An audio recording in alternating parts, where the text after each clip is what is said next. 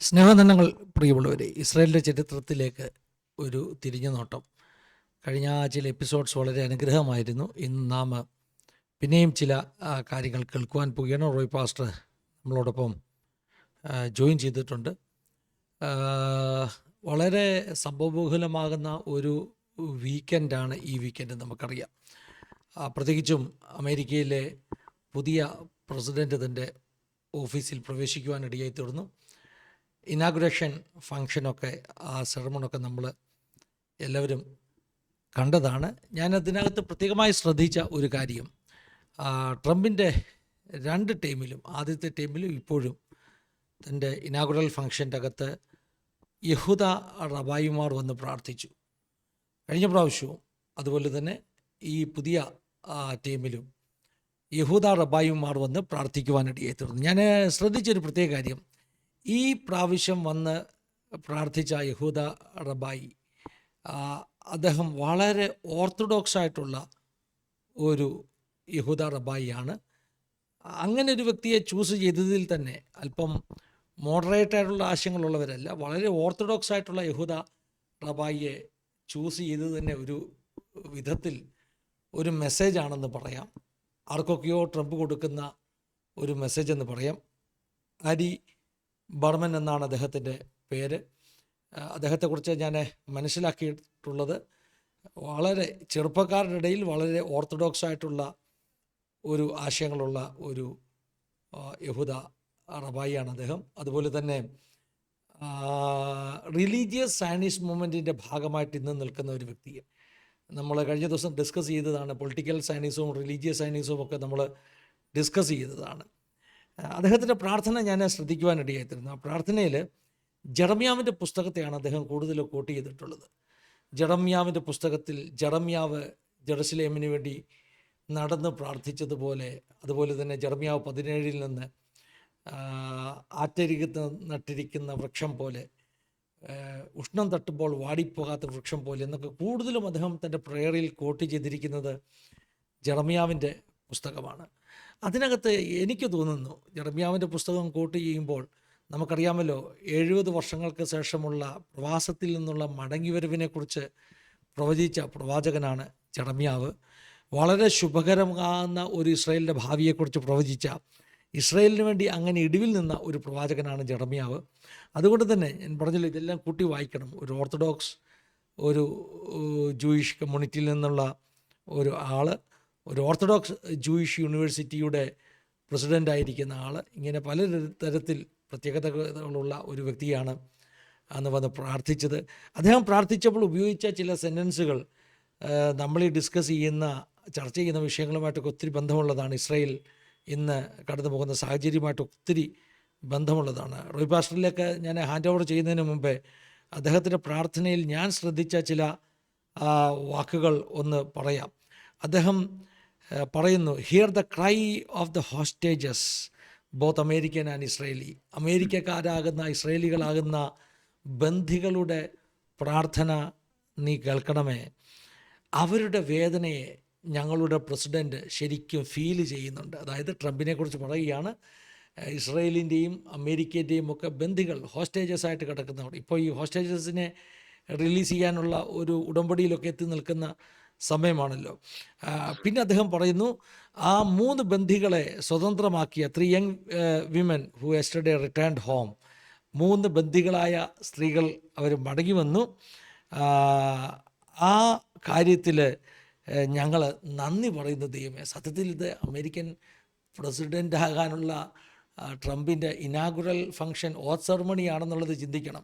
പക്ഷേ ആ ഓത്ത് സെറമണിയിൽ പ്രാർത്ഥിക്കുന്ന പ്രാർത്ഥനയ്ക്കകത്ത് ഈ ഓർത്തഡോക്സ് ജൂയിഷ് ഗുരു അദ്ദേഹം വളരെ കൃത്യമായ വാചകങ്ങൾ ഉപയോഗിച്ച് ലോകത്തോടൊരു സന്ദേശം കൊടുക്കുകയാണ്.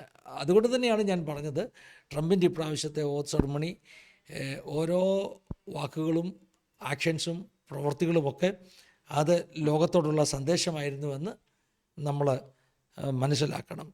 അടുത്ത 4 വർഷം, അതായത് ട്രംപിൻ്റെ 4 വർഷത്തെ ടേം, ഇസ്രയേലിനും മിഡിൽ ഈസ്റ്റിനും ഒക്കെ സമാധാനമായി തീരട്ടെ എന്നാണ് ഈ ജൂയിഷ് ടീച്ചർ അദ്ദേഹം പ്രാർത്ഥിക്കുവാൻ ഇടയായി തീർന്നത്.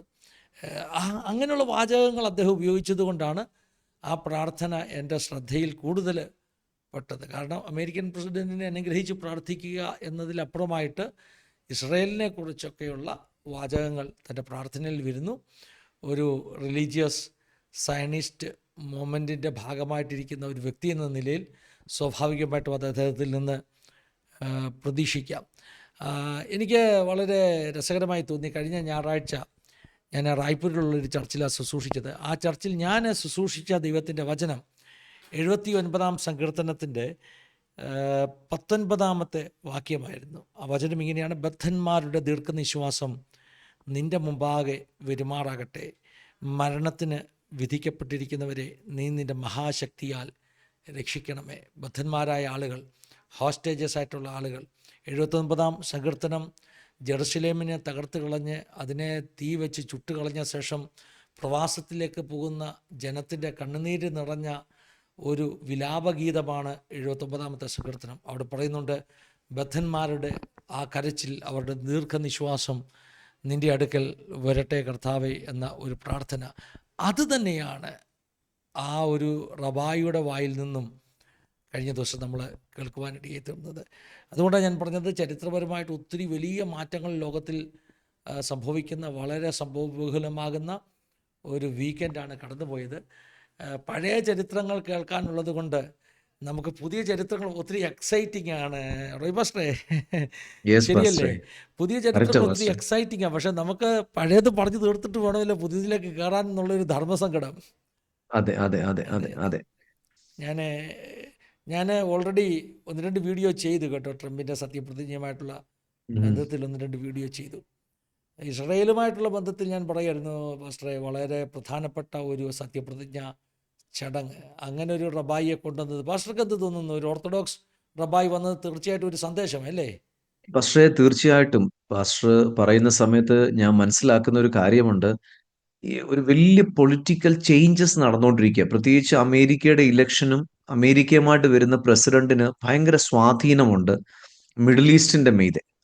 പ്രത്യേകിച്ച് ട്രംപിന് വലിയൊരു സ്വാധീനമുണ്ട്. അത് എനിക്ക് തോന്നുന്നു ദൈവത്താൽ ഇത് സംഭവിക്കുന്നു.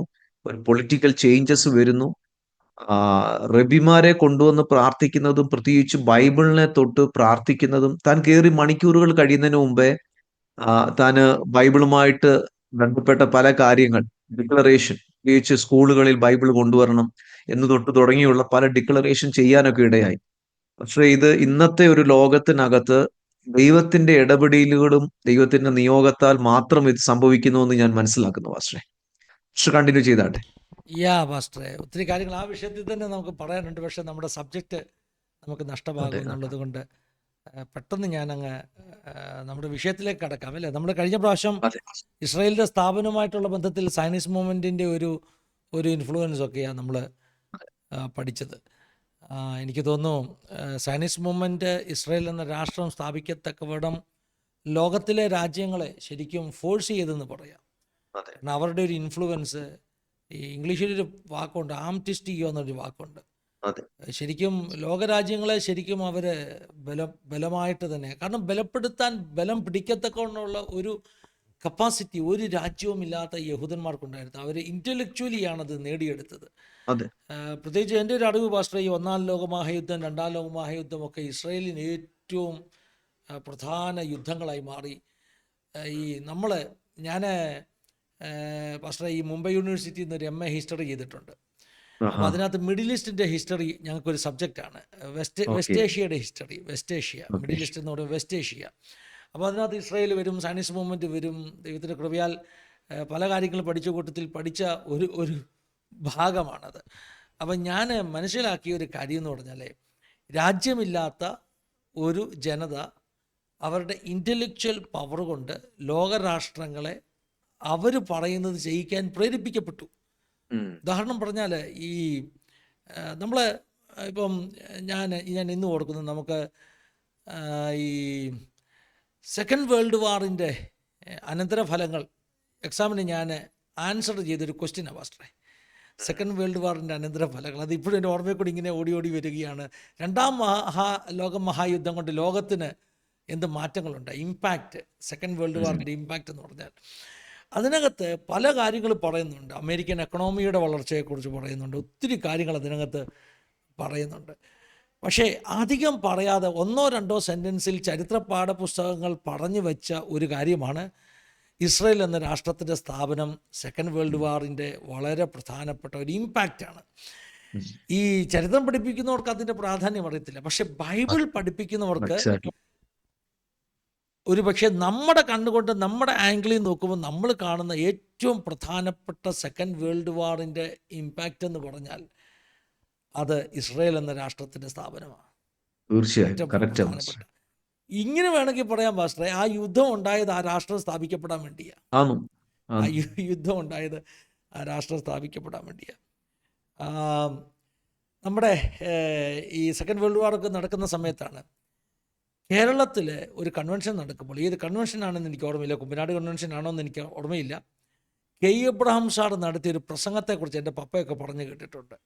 സെക്കൻഡ് വേൾഡ് വാർ നടക്കുന്ന സമയത്ത് അങ്ങനെ അദ്ദേഹം ഒരു പ്രസംഗം ചെയ്തായിരുന്നെന്ന് എൻ്റെ പപ്പയൊക്കെ പറഞ്ഞ് ഞാൻ കേട്ടിട്ടുണ്ട്.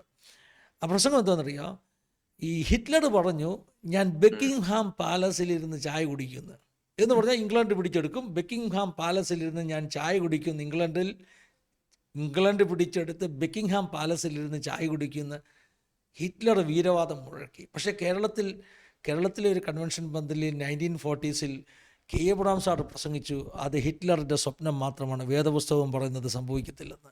അപ്പോൾ അവരുടെയൊക്കെ പ്രോഫറ്റിക് അനലൈസ് ചെയ്യാനുള്ള അഗാധമായ ജ്ഞാനം എന്ന് ഓർത്തോണേ. അവർ പറഞ്ഞു ഈ വേദപുസ്തകത്തിൻ്റെ അടിസ്ഥാനത്തിൽ അത് സംഭവിക്കത്തില്ല, കാരണം ഈ ലോകമഹായുദ്ധം ഇസ്രയേൽ എന്ന രാഷ്ട്രത്തിൻ്റെ സ്ഥാപനത്തിന് കാരണമായി തീരും. അങ്ങനെയാണെങ്കിൽ ജർമ്മനി പരാജയപ്പെടണമെന്ന് വചനത്തിലൂടെ പ്രവചിച്ചു. ഈ പ്രസംഗമൊക്കെ കേട്ട തലമുറ ഒരുപക്ഷെ ജീവിച്ചിരിപ്പില്ല, പക്ഷേ അറിയാവുന്ന അപ്പച്ചന്മാരൊക്കെ കാണുമെന്ന് എനിക്ക് തോന്നുന്നു. ഇത് വളരെ അത്ഭുതകരമായ ഒരു സംഭവമാണ്. ഇപ്പോൾ first world war, second world war, ഈ രണ്ട് യുദ്ധങ്ങൾ ഇസ്രയേൽ എന്ന രാഷ്ട്രത്തിൻ്റെ സ്ഥാപനത്തിന് കാരണമായി തീർന്നു. അതിൻ്റെ അടിസ്ഥാനമിട്ട രണ്ട് യുദ്ധങ്ങളാണ്. കഴിഞ്ഞ ആഴ്ച പാസ്റ്റർ ഒന്ന് മെൻഷൻ ചെയ്തല്ലോ, എസെക്കിയേൽ 37 അല്ലേ? എസെക്കിയേൽ 37 വെളിപ്പാടാണ് കെ എബ്രഹാം സാർ പ്രസംഗിച്ചത്. അപ്പം ഒരു ഒറ്റ കാര്യം കൂടെ പറഞ്ഞ് പാസ്റ്റർക്ക് ഞാൻ ഹാൻഡ് ഓവർ ചെയ്യുക. ഇൻ്റലക്ച്വൽ പവർ എന്ന് പറഞ്ഞാൽ, ഇസ്രായേലിൻ്റെ ഇൻ്റലക്ച്വൽ പവർ എന്ന് പറഞ്ഞാൽ, ഈ അമേരിക്കയുടെയൊക്കെ ആണവ പദ്ധതിയുടെ പിന്നിലെ ഏറ്റവും പ്രധാനപ്പെട്ട തലച്ചോറുകൾ എന്ന് പറയുന്നത് ഈ പറഞ്ഞ ഇസ്രായേൽ ശാസ്ത്രജ്ഞന്മാരായിരുന്നു. ശരിക്കും ഹിരോഷിമ നാഗസാക്കിയിലൊക്കെ ഇട്ട ബോംബിൻ്റെ ബുദ്ധി ഇസ്രായേലിൻ്റെതാണ്. അതുകൊണ്ട് തന്നെ ആണവശക്തിയുടെ രഹസ്യങ്ങൾ ഇസ്രായേൽ അമേരിക്കയെ സഹായിച്ചുണ്ടാക്കുമ്പോൾ അവർ തമ്മിലുള്ള ഒരു ഇടപാടായിരുന്നു യുദ്ധം ജയിച്ചു കഴിയുമ്പോൾ ഞങ്ങൾക്ക് ഞങ്ങളുടെ രാജ്യം തരണം എന്നുള്ളത്. ഇതൊക്കെയാണ് പിന്നാമ്പുറത്തിലെ കഥകൾ. അപ്പോൾ സെക്കൻഡ് വേൾഡ് വാറിൻ്റെ ഏറ്റവും വലിയ ഇമ്പാക്റ്റ് എന്ന് പറഞ്ഞാൽ അവിടെ അല്ലേ, ആ ഹിരോഷിമ നാഗസാക്കിയിലിട്ട ബോംബിൻ്റെ പേര് ലിറ്റിൽ ബോയ് എന്നുള്ള ബോംബിട്ട് അമേരിക്കയും സഖ്യകക്ഷികളും ജയിച്ചെന്നുള്ളതല്ല, അതിൽ വലിയ ഇമ്പാക്റ്റ് എന്ന് പറഞ്ഞാൽ ആ ബോംബ് വീണതിൻ്റെ പ്രതിഫലമായിട്ട് ഇസ്രയേലിന്, അല്ലെങ്കിൽ ആ ബോംബ് ഉണ്ടാക്കാനുള്ള സാങ്കേതിക വിദ്യയുടെ പ്രതിഫലമായിട്ട് ഇസ്രയേലിന്, സയനിസ്റ്റ് മൂവ്മെൻറ്റിന്, അതിലെ ശാസ്ത്രജ്ഞന്മാർക്ക് തിരിച്ചു കൊടുത്ത ഉത്തരമാണ് ഒരു രാഷ്ട്രത്തിൻ്റെ സ്ഥാപനം. അതിന് ബിബ്ലിക്കൽ പ്രോഫസീസ് ഉണ്ട്, വേദപുസ്തകം പറഞ്ഞ പ്രവചനങ്ങളുണ്ട്. ആ ഭാഗത്തിലൊക്കെ നമുക്ക് കടക്കാം, പക്ഷേ പാസ്റ്ററിൽ നിന്ന് കേൾക്കാൻ ആഗ്രഹിക്കുന്നു. പാസ്റ്റർക്ക് കണ്ടിന്യൂ ചെയ്യാം. Praise Lord. കർത്താവിൽ എല്ലാവരെയും വന്ദനം ചെയ്യുന്നു. ഒരിക്കൽ കൂടെ ഞങ്ങളെ കേൾക്കുന്ന ആസാദി ചാനലിന്റെ എല്ലാ പ്രേക്ഷകരെയും കർത്താവിന്റെ നാമത്തിൽ നിങ്ങളെല്ലാം വന്ദനം ചെയ്യുന്നു. പ്രിയ പാസ്റ്ററോടുകൂടെ, ഫിന്നി പാസ്റ്ററോടുകൂടെ ഒരിക്കൽ കൂടെ കർത്താവിന്റെ നാമത്തിലുള്ള നന്ദി അറിയിക്കുന്നു. നമ്മൾ ഇസ്രയേലുമായിട്ട് ബന്ധപ്പെട്ട ചരിത്രങ്ങൾ നമ്മൾ കേട്ടുകൊണ്ടിരിക്കുക. നമ്മൾ അനേക ചരിത്രങ്ങൾ, പ്രിയ പാസ്റ്റർ പറഞ്ഞതുപോലെ ഇന്നത്തെ റീസെന്റ് ചരിത്രങ്ങൾ നമ്മൾ തൊട്ട് കഴിഞ്ഞാൽ നമ്മൾ പഴയ കണക്ഷനിൽ കൂടെ പഠിച്ചു വരുന്നതിന്റെ ആ ഒരു ടേസ്റ്റ്, അതിന്റെ ഒരു മഹത്വം നമ്മൾ അങ്ങ് മറന്നുപോകും. പക്ഷെ ഇതെല്ലാം ലിങ്ക്ഡാ.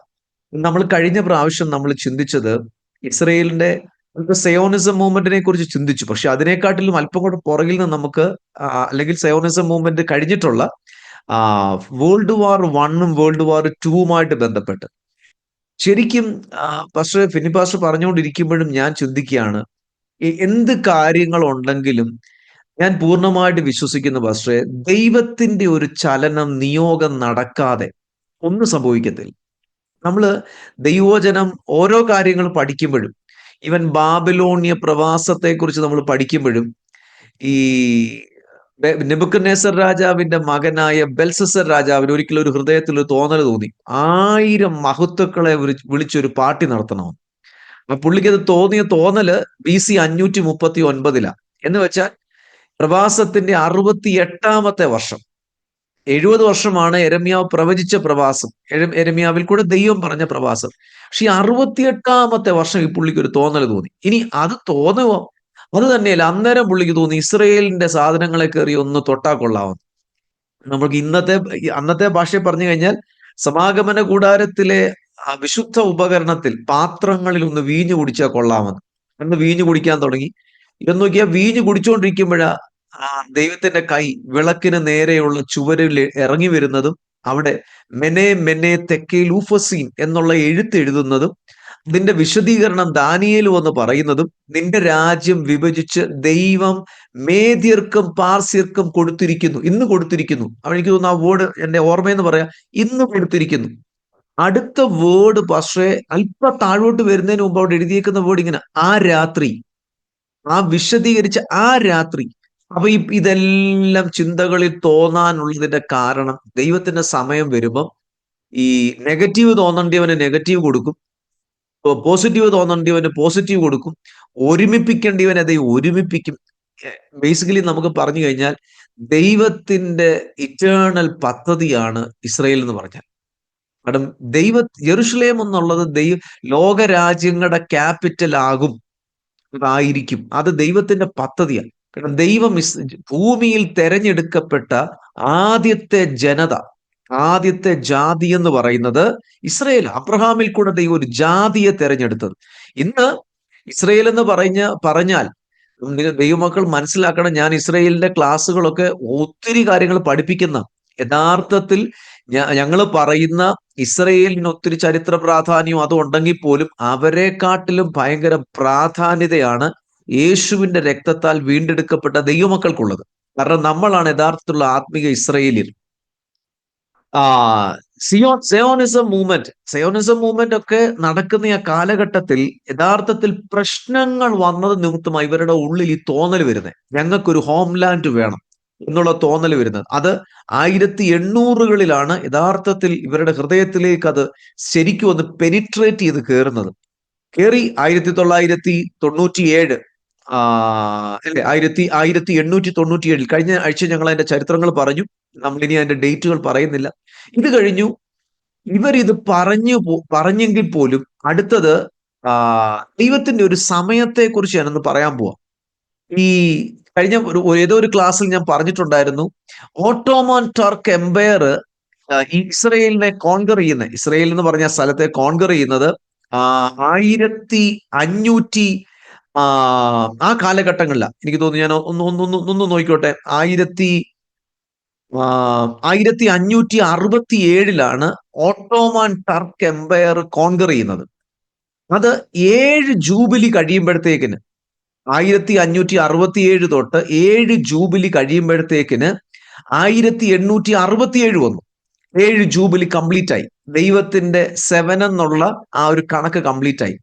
പക്ഷേ അടുത്ത 50 വർഷം കഴിയുന്നതിനോടകം 1867 പ്ലസ് 50 അത് വന്ന് നിൽക്കുന്നത് 1917. 1917 എത്തിയപ്പോൾ 50 വർഷം എത്തിയപ്പോഴത്തേന്, യഥാർത്ഥത്തിൽ 50 വർഷം എത്തുമ്പോൾ ബൈബിളിന്റെ യോബേൽ പ്രവചനത്തിന്റെ യോബേൽ എന്ന് പറയുന്ന വാക്കിന്റെ അർത്ഥം നഷ്ടപ്പെട്ട സ്ഥലങ്ങൾ അത് തിരിച്ചു വരിക. എന്തൊക്കെ നഷ്ടപ്പെട്ടോ ഇസ്രയേലിന്റെ കയ്യിൽ നിന്ന് അതെല്ലാം തിരിച്ചു വരിക. ഇസ്രയേലിന്റെ കയ്യിൽ നിന്ന് നഷ്ടപ്പെട്ട രാജ്യം തിരിച്ചു വരാനുള്ളതിന്റെ ആദ്യത്തെ ചുവടുവെപ്പ് നടക്കുന്നത് 1917. കാരണം ഓട്ടോമൻ ടർക്ക് എംപയറിന്റെ ഭരണം ബ്രിട്ടീഷുകാർ അവസാനിപ്പിച്ചു. ബ്രിട്ടീഷുകാർ അവിടേക്ക് കയറാനുള്ളതിന്റെ പ്രധാന കാരണം വേൾഡ് വാർ 1 ആണ്. വേൾഡ് വാർ 1 അത് ബ്രിട്ടന് ഭയങ്കര അനുഗ്രഹമായി തീർന്നു. ബ്രിട്ടന്റെ ഇതൊക്കെ നടക്കാനുള്ളതിന്റെ എല്ലാം കാരണങ്ങളെ കുറിച്ചുള്ളത് ഇതിന്റെ ചരിത്രങ്ങൾ കുറച്ചും കൂടെ ആഴത്തിലുള്ളതുണ്ട്. അവിടെ കാരണം കോളനൈസേഷനെ കുറിച്ച് ഉള്ള വിഷയങ്ങളാണ് ഈ വേൾഡ് വാർ വണ്ണിലേക്ക് മാറാനുള്ളത്. കാരണം ബ്രിട്ടന്റെ കോളനി ആയിരുന്നു മൊത്തം സ്ഥലങ്ങൾ. സൂര്യൻ അസ്തമിക്കാത്ത നാട്, അല്ലെങ്കിൽ അങ്ങനത്തെ ഒരു നാടായിരുന്നു. കാരണം ലോകരാജ്യങ്ങളിൽ മൊത്തം അവന്റെ കോളനികളായിരുന്നു.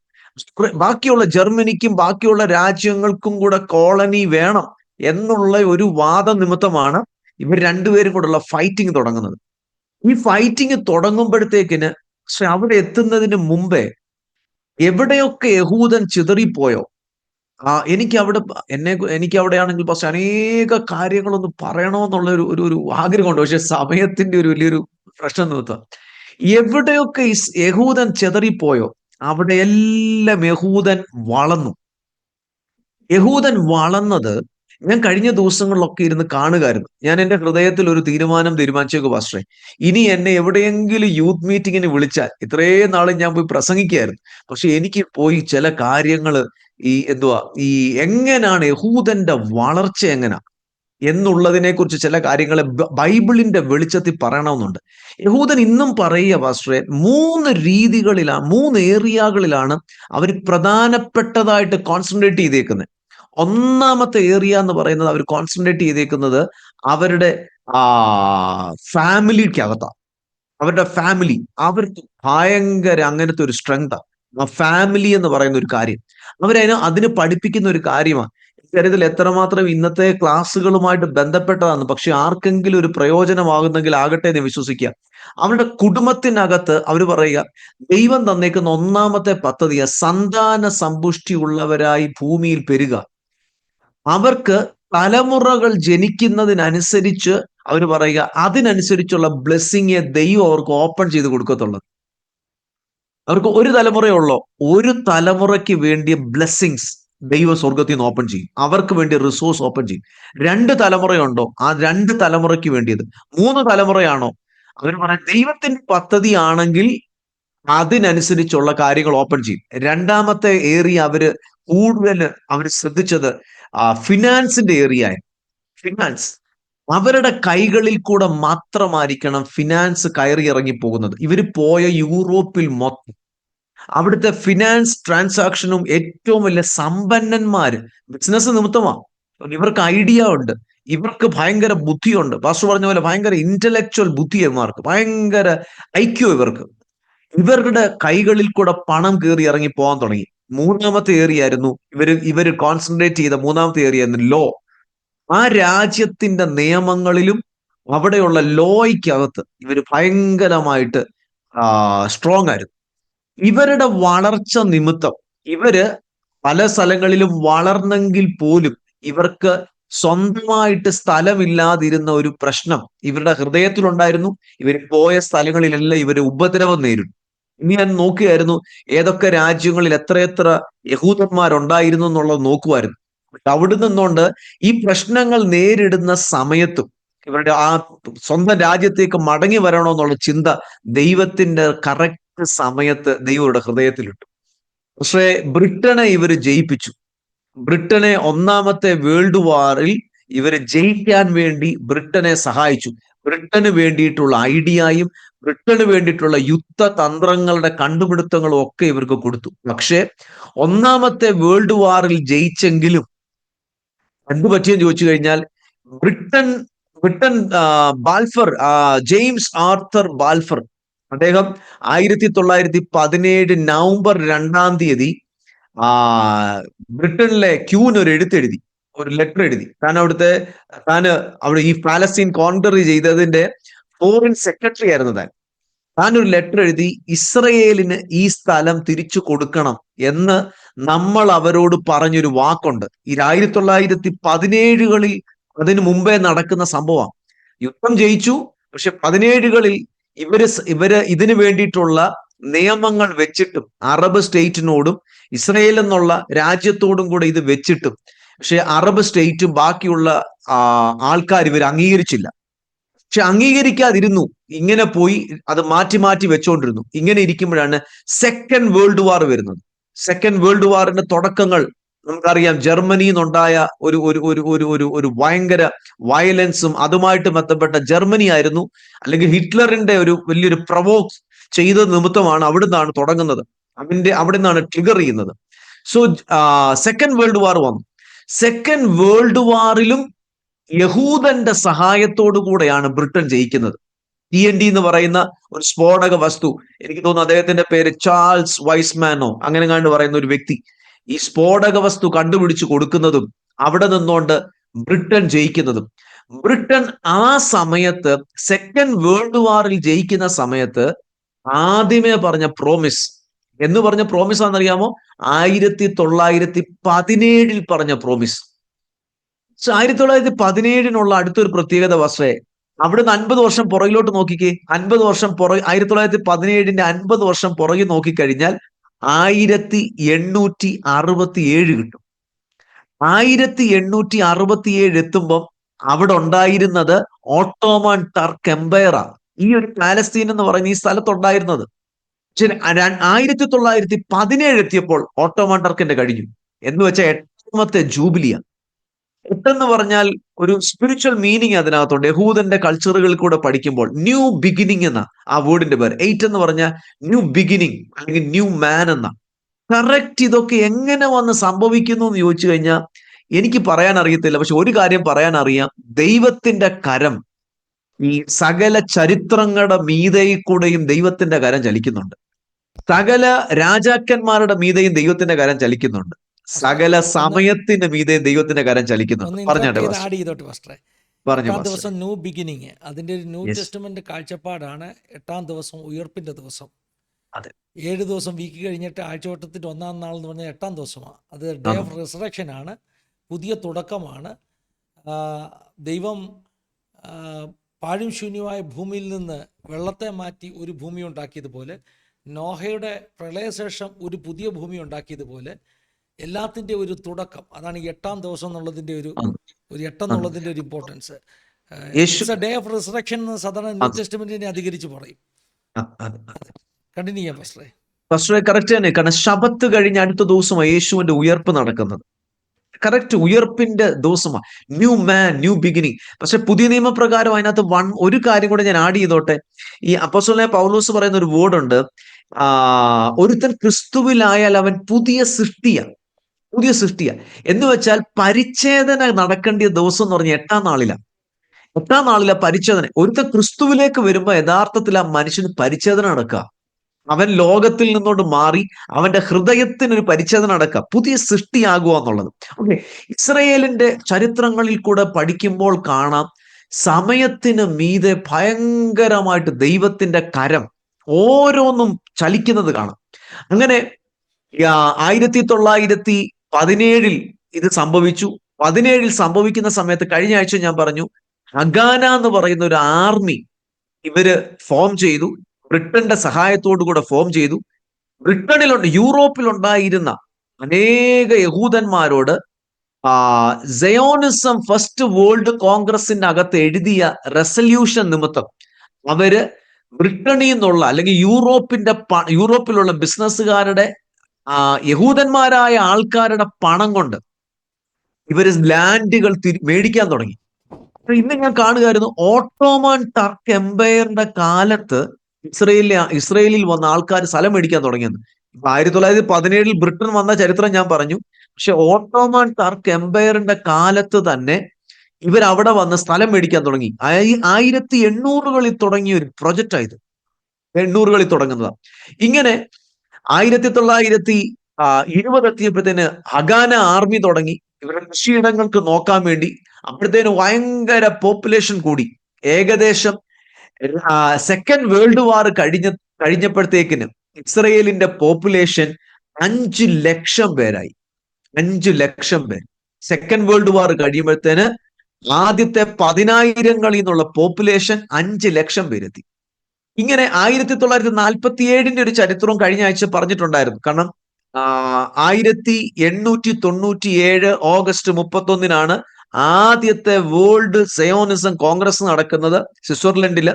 അവര് റെസൊല്യൂഷൻ എഴുതുന്നത് സെപ്റ്റംബർ 3 അതിനുശേഷം 50 വർഷം നോക്കിക്കഴിഞ്ഞാൽ UN ഇസ്രയേലിന് വേണ്ടി വോട്ട് ഇടുന്നത്, കാരണം ബ്രിട്ടൻ മാറിപ്പോയി, ബ്രിട്ടന് പറ്റുന്നില്ലെന്ന് പറഞ്ഞുകൊണ്ട് ബ്രിട്ടൻ മാറി. ബ്രിട്ടൻ ഇത് UN കയ്യിലോട്ട് കൊടുത്തു. പക്ഷെ UN ഇത് വോട്ടിംഗ് ഇടുന്നത് കറക്റ്റ് ഡേറ്റ് നോക്കിക്കേ, 1947 ഓഗസ്റ്റ് 31 ബ്രിട്ടൻ വോട്ടിംഗ് ഇടുന്നത്. അതിനുശേഷം ഇതിന്റെ റെസൊല്യൂഷൻ UN ഇസ്രയേലിനെ രാജ്യമാക്കി തീർക്കാം എന്നുള്ളതിന് ഒരു പാർട്ടീഷനൊക്കെ വെച്ചു. ആ പാർട്ടീഷനൊക്കെ ഞാൻ പറയാം. അതിനകത്ത് അവർ റെസൊല്യൂഷൻ സൈൻ ചെയ്യുന്ന സെപ്റ്റംബർ 3 അത് കഴിഞ്ഞ ആഴ്ച പറഞ്ഞു. ആ റെസൊല്യൂഷനകത്ത് വെച്ചിരുന്ന ഒരു നിയമം, ഇസ്രയേലിന്റെ പാലസ്തീൻ എന്ന് പറഞ്ഞ സ്ഥലത്തെ രണ്ടായിട്ട് തിരിക്കുക. ഒന്ന് ഇസ്രയേൽ എന്ന് പറഞ്ഞ് തിരിക്കുക, അടുത്തത് പാലസ്തീൻ എന്ന് പറഞ്ഞുകൊണ്ട് അല്ലെങ്കിൽ അറബ് സ്റ്റേറ്റ് ആയിട്ട് തിരിക്കുക. ഈ അറബ് സ്റ്റേറ്റ് എന്ന് പറയുമ്പോൾ തന്നെ രണ്ട് രാജ്യങ്ങളുടെ ഇൻഫ്ലുവൻസ് അന്നത്തെ ആ ലാൻഡിനകത്ത് ഭയങ്കര ഇമ്പോർട്ടന്റ് ആയിരുന്നു. ഒന്ന് ഈജിപ്തിന്റെ ഇൻഫ്ലുവൻസ്, രണ്ട് ട്രാൻസ് ജോർഡാൻ അല്ലെങ്കിൽ ഇന്നത്തെ യോർദാന്റെ ഇൻഫ്ലുവൻസ് ഭയങ്കരമായിരുന്നു. അന്ന് UN പാർട്ടീഷൻ പ്രകാരം UN പാർട്ടീഷൻ കൊടുത്തത് 55% ഇസ്രയേൽ എന്നും 44% പാലസ്തീൻ അറബ് സ്റ്റേറ്റ് എന്നും പറഞ്ഞ് മാറ്റിവെച്ചു. ശരിക്കും പറഞ്ഞാൽ നമ്മുടെ കണക്കിനകത്തോടൊന്ന് നോക്കിക്കഴിഞ്ഞാൽ 55ഉം 44ഉം 99 വരുന്നുള്ളല്ലോ. അപ്പൊ ഈ 1% എവിടെ പോയി? 55% ഇസ്രയേൽ എന്ന് പറഞ്ഞുകൊണ്ട് അന്നേരം 5 ലക്ഷം യഹൂദന്മാരുണ്ട് അവിടെ, 4 ലക്ഷം പാലസ്തീൻ ആൾക്കാരുണ്ട്. അതിന് 44% കൊടുത്തു ആൾക്കാരുടെ എണ്ണം അനുസരിച്ച്. പക്ഷെ 1%ത്തിന് അത് എന്തു പറ്റിയെന്നറിയാമോ? ആ സ്ഥലം യെറുശലേമായിരുന്നു. യെറുശലേമിനെ ഇവർക്ക് രണ്ടുപേർക്കും കൊടുത്തില്ല. അതിനെ UN കൺട്രോളിൽ എന്ന് വെച്ചാൽ ന്യൂട്രൽ ആയിട്ട് UN അതിന്റെ നിയമങ്ങളും UN അതിന്റെ പ്രൊട്ടക്ഷനും കൊടുത്തുകൊണ്ട് ജെറുസലേമിനെ UN ഭരിക്കാൻ തുടങ്ങി, അല്ലെങ്കിൽ UN കൺട്രോൾ ഏറ്റെടുക്കാൻ തുടങ്ങി. ഇസ്രയേലിനുമില്ല പാലസ്തീനുമില്ല. ഇങ്ങനെ പോയി. പക്ഷെ ഇസ്രയേൽ രാജ്യമായി തീർന്നു എന്ന് അറിഞ്ഞപ്പോഴത്തേക്കിനും മണിക്കൂറുകൾ കഴിഞ്ഞു. ആ 5-6 അറബ് രാജ്യങ്ങൾ ഒരുമിച്ച് ചേർന്ന് ഇസ്രയേലിനെ ആക്രമിക്കാൻ തുടങ്ങി. 1948 മെയ് 15 യുദ്ധം തുടങ്ങി. ഇസ്രയേൽ ജനിച്ചു വീണു അന്ന് തൊട്ട് യുദ്ധം തുടങ്ങി. ആ യുദ്ധത്തിൽ 49 യുദ്ധം കഴിയുന്നത്. പക്ഷെ ആ യുദ്ധം കഴിയുന്ന സമയം എത്തിയപ്പോഴത്തേക്കിന് ഇസ്രയേലിന് 77% ലാൻഡ് കിട്ടി. 77% ലാൻഡ്. അപ്പൊ ഞാൻ എൻ്റെ PPT ഒന്ന് കാണിച്ചോട്ടെ. ഒന്ന് നോക്കിക്കേ, ഇസ്രയേലിന്റെ ലാൻഡ് കിട്ടിയതിനെ കുറിച്ചുള്ളത് നോക്കിയേ. 55% ഇസ്രയേൽ എന്ന് പറഞ്ഞായിരുന്നു 1947 UN പാർട്ടീഷൻ പ്ലാന്. 44% പാലസ്തീനായി. അന്ന് 4 ലക്ഷം അറബ് ആൾക്കാരേ ഉള്ളൂ. 1% ജെറുസലേമിനെ UN കൺട്രോളിലായിരുന്നു. ആ യുദ്ധം കഴിഞ്ഞു. നോക്കിയ യുദ്ധം തുടങ്ങുന്നത് അറബ് ഇസ്രയേലി വാർ 15 മെയ് മാസം 15 തൊട്ട് തുടങ്ങി. ഈ യുദ്ധം കഴിഞ്ഞതോടുകൂടെ ഇസ്രയേലിന് 77% ലാൻഡ് കിട്ടി. ശരിക്കും പറഞ്ഞാൽ ഈ ഓരോ യുദ്ധങ്ങൾ ഇവിടെ ഈ ബ്ലൂ സ്ക്രീനിൽ കാണിച്ചേക്കുന്ന ഇസ്രയേലിന്റെ നടന്ന മേജർ യുദ്ധങ്ങളാണ്. ഇതിന്റെ വൈറ്റ് ആയിട്ട് കാണിച്ചേക്കുന്നത് മേജർ ആയിട്ടല്ല, ഒരു വലിയ ഇമ്പോർട്ടൻസ് അല്ലാതെ നടന്ന യുദ്ധങ്ങളാണ്. പക്ഷെ ഈ യുദ്ധങ്ങളെല്ലാം കഴിയും തോറും ഇസ്രയേലിന് ലാൻഡ് കൂടിക്കൊണ്ടിരിക്കുക. അതുകൊണ്ട് യുദ്ധം എന്ന് പറഞ്ഞ കാര്യം ഇസ്രയേലിന് വലിയൊരു ബ്ലെസ്സിങ് പോലെ ബൈബിളിൽ പഠിക്കുമ്പോഴും തന്നെ കാണാം. ഇസ്രയേലിനോട് ദൈവം പറഞ്ഞു, നിന്റെ ലാൻഡുകൾ, പ്രോമിസ് ലാൻഡുകൾ നീ യുദ്ധം ചെയ്താ പിടിക്കേണ്ടിയേ. ഇസ്രയേൽ മക്കളെ മിസ്രൈമിൽ നിന്ന് കൊണ്ടുവരുന്ന ആ സമയത്ത് തന്നെ. അപ്പൊ നമുക്ക് മടങ്ങി വരാം, ഒന്നും കൂടെ ഒന്ന് ചിന്തിക്കാം. 77% ലാൻഡ് ഇസ്രയേലിന് തിരിച്ചു കിട്ടി പാസ്റ്ററെ. അപ്പൊ ഇസ്രയേലിന് യുദ്ധങ്ങളെല്ലാം അനുഗ്രഹമാണ്. ഫസ്റ്റ് വേൾഡ് വാർ ഇസ്രയേലിന് അനുഗ്രഹമാണ്. സെക്കൻഡ് വേൾഡ് വാർ ഇസ്രയേലിന് അനുഗ്രഹമാണ്. അത് കഴിഞ്ഞ് ആ യുദ്ധ നിമിത്തമായി ഇവർക്ക് ഇൻഡിപെൻഡൻസ് കിട്ടുന്നത് ബാൽഫർ ഡിക്ലറേഷനിൽ കൂടെ ബെൻ ഗുരിയോൻ അന്നത്തെ പ്രൈം മിനിസ്റ്റർ ആയിട്ട് ഇവർക്ക് ആ രാജ്യമായി തീരുന്നതും, അതിനുശേഷം നടന്ന യുദ്ധത്തിൽ 55% UN കൊടുത്തു. പക്ഷെ യുദ്ധം കഴിഞ്ഞപ്പോഴത്തേക്കിന് 77%. ഇതെല്ലാം സംഭവിക്കുമ്പോഴും നമുക്കറിയാം ഇസ്രയേലിന്റെ ആ ഒരു അത്തി തളിർക്കുക എന്നുള്ള വേർഡ് അവിടെ നടക്കുന്നത് വേണ്ടി കാണാം. പക്ഷെ ഞാൻ മുന്നോട്ട് അടുത്ത ചില കാര്യങ്ങൾ പറയുന്നതിന് മുമ്പേ ഞാൻ പാസ്റ്ററോട് കൂടെ ആ എസെക്കിയേൽ പ്രവചനത്തിന്റെ ആ കാര്യങ്ങൾ ഒന്നും കൂടെ ഒന്ന് പറയാമെങ്കിൽ വളരെ വളരെ അനുഗ്രഹമായിരുന്നു പാസ്റ്റർ. അതിനെക്കുറിച്ച് ഒന്ന് പറയാമോ? പാസ്റ്റർ കേൾക്കാമല്ലോ അല്ലേ? എസെക്കിയേൽ 37, 38, 39 ഈ അധ്യായങ്ങൾ 3 ലോകമഹായുദ്ധങ്ങളുടെ പ്രവചനമാണെന്ന് നമുക്ക് പറയാം. നമ്മൾ ഈ സെഖര്യാവിൻ്റെ പുസ്തകത്തിൽ നിന്ന് വേണം ഇത് തുടങ്ങാൻ. കാരണം ഉം. സെഖര്യാവിൻ്റെ പുസ്തകത്തിലെ ഒരു പ്രവചനവും ഈ പറഞ്ഞ എസെക്കിയേൽ 37 തമ്മിലൊരു ചെറിയ ബന്ധമുണ്ട്. സെഖര്യാവിൻ്റെ പുസ്തകം 11-ാം അധ്യായത്തിലെ 2 ഇടയന്മാരെ കുറിച്ചൊരു പ്രവചനമുണ്ട്. ഒരു നല്ല ഇടയനും ഒരു തുമ്പുകെട്ട ഇടയനും. നല്ല ഇടയൻ മശീഹയാണ്, തുമ്പുകെട്ട ഇടയൻ ആൻറ്റി ക്രൈസ്റ്റാണ്. ഇതൊക്കെ നമുക്ക് എക്സ്പ്ലനേഷൻ കൂടാതെ നമ്മുടെ പ്രേക്ഷകർക്ക് അറിയാവുന്ന കാര്യങ്ങൾ മനസ്സിലാക്കുന്ന കാര്യങ്ങളാണ്. അവിടെ നമ്മൾ കാണുന്നത് ഈ 11-ാം അധ്യായത്തിലെ ഈ എന്താ നമ്മൾ പറയുന്നത്, സ്ലോട്ടർ ഹൗസ് എന്ന് ഇംഗ്ലീഷിൽ പറയും. അതായത് അറവുശാലയ്ക്ക് വേണ്ടി വേർതിരിച്ച കുറേ ആടുകളെ കാണുന്നു. ഇംഗ്ലീഷിൽ പറഞ്ഞിരിക്കുന്നത് മാർക്ക്ഡ് ഫോർ സ്ലോട്ടർ ഹൗസ് എന്ന് പറഞ്ഞാൽ അറവുശാലയ്ക്ക് വേണ്ടി അടയാളപ്പെടുത്തിയ ചില ആടുകൾ. നമ്മൾ പിന്നെ പണ്ടൊക്കെ കേരളത്തിൽ നമ്മൾ കാണുമായിരുന്നു, അറവുശാലയ്ക്ക് വേണ്ടി തമിഴ്നാട്ടിൽ നിന്ന് കൊണ്ടുവരുന്ന മാടുകളെ അതിൻ്റെ മണ്ടയ്ക്ക് ഇങ്ങനെ മാർക്ക് ചെയ്യും, അടയാളപ്പെടുത്തും. ഇതുപോലെ അറവുശാലയ്ക്ക് വേണ്ടി മാർക്ക് ചെയ്ത ചില ആടുകൾ, ഈ ആടുകളെ ഒരു നല്ല ഇടയൻ ഏറ്റെടുക്കുക. അത് കർത്താവായ യേശു ക്രിസ്തുവ. പക്ഷേ ആ നല്ല ഇടയനെ ഈ ആടുകൾ ത്യജിച്ചു. അവൻ അവരെ നന്നായിട്ട് പരിപാലിച്ചു. അത് കർത്താവിൻ്റെ ഭൂമിയിലെ 1-ാമത്തെ വരവിനെക്കുറിച്ചാണ് പറയുന്നത്. ഈ അറവുശാലയ്ക്ക് വേണ്ടി അടയാളപ്പെടുത്തിയ സാത്താൻ കൊല്ലാൻ കൊണ്ടുപോയ ആടുകളെയാണ് നല്ല ഇടയൻ ഏറ്റെടുത്തത്. അപ്പോൾ അങ്ങനെ നമ്മൾ നോക്കുമ്പം അവിടെ പറയുന്നത്, ഈ അറവുശാലയ്ക്ക് വേണ്ടി അടയാളപ്പെടുത്തിയ ആടുകളെ നല്ല ഇടയൻ ഏറ്റെടുത്തെങ്കിലും ഈ ഇടയനെ ഇവർ ത്യജിച്ച് കളഞ്ഞതുകൊണ്ട്, ഇടയനെ ഇവർ ഉപേക്ഷിച്ചതുകൊണ്ട് ഇടയനും എന്ത് ചെയ്യുന്നതെന്നറിയാമോ? ഇടയൻ അവരോടുള്ള കവനൻ്റ് ബ്രേക്ക് ചെയ്തു.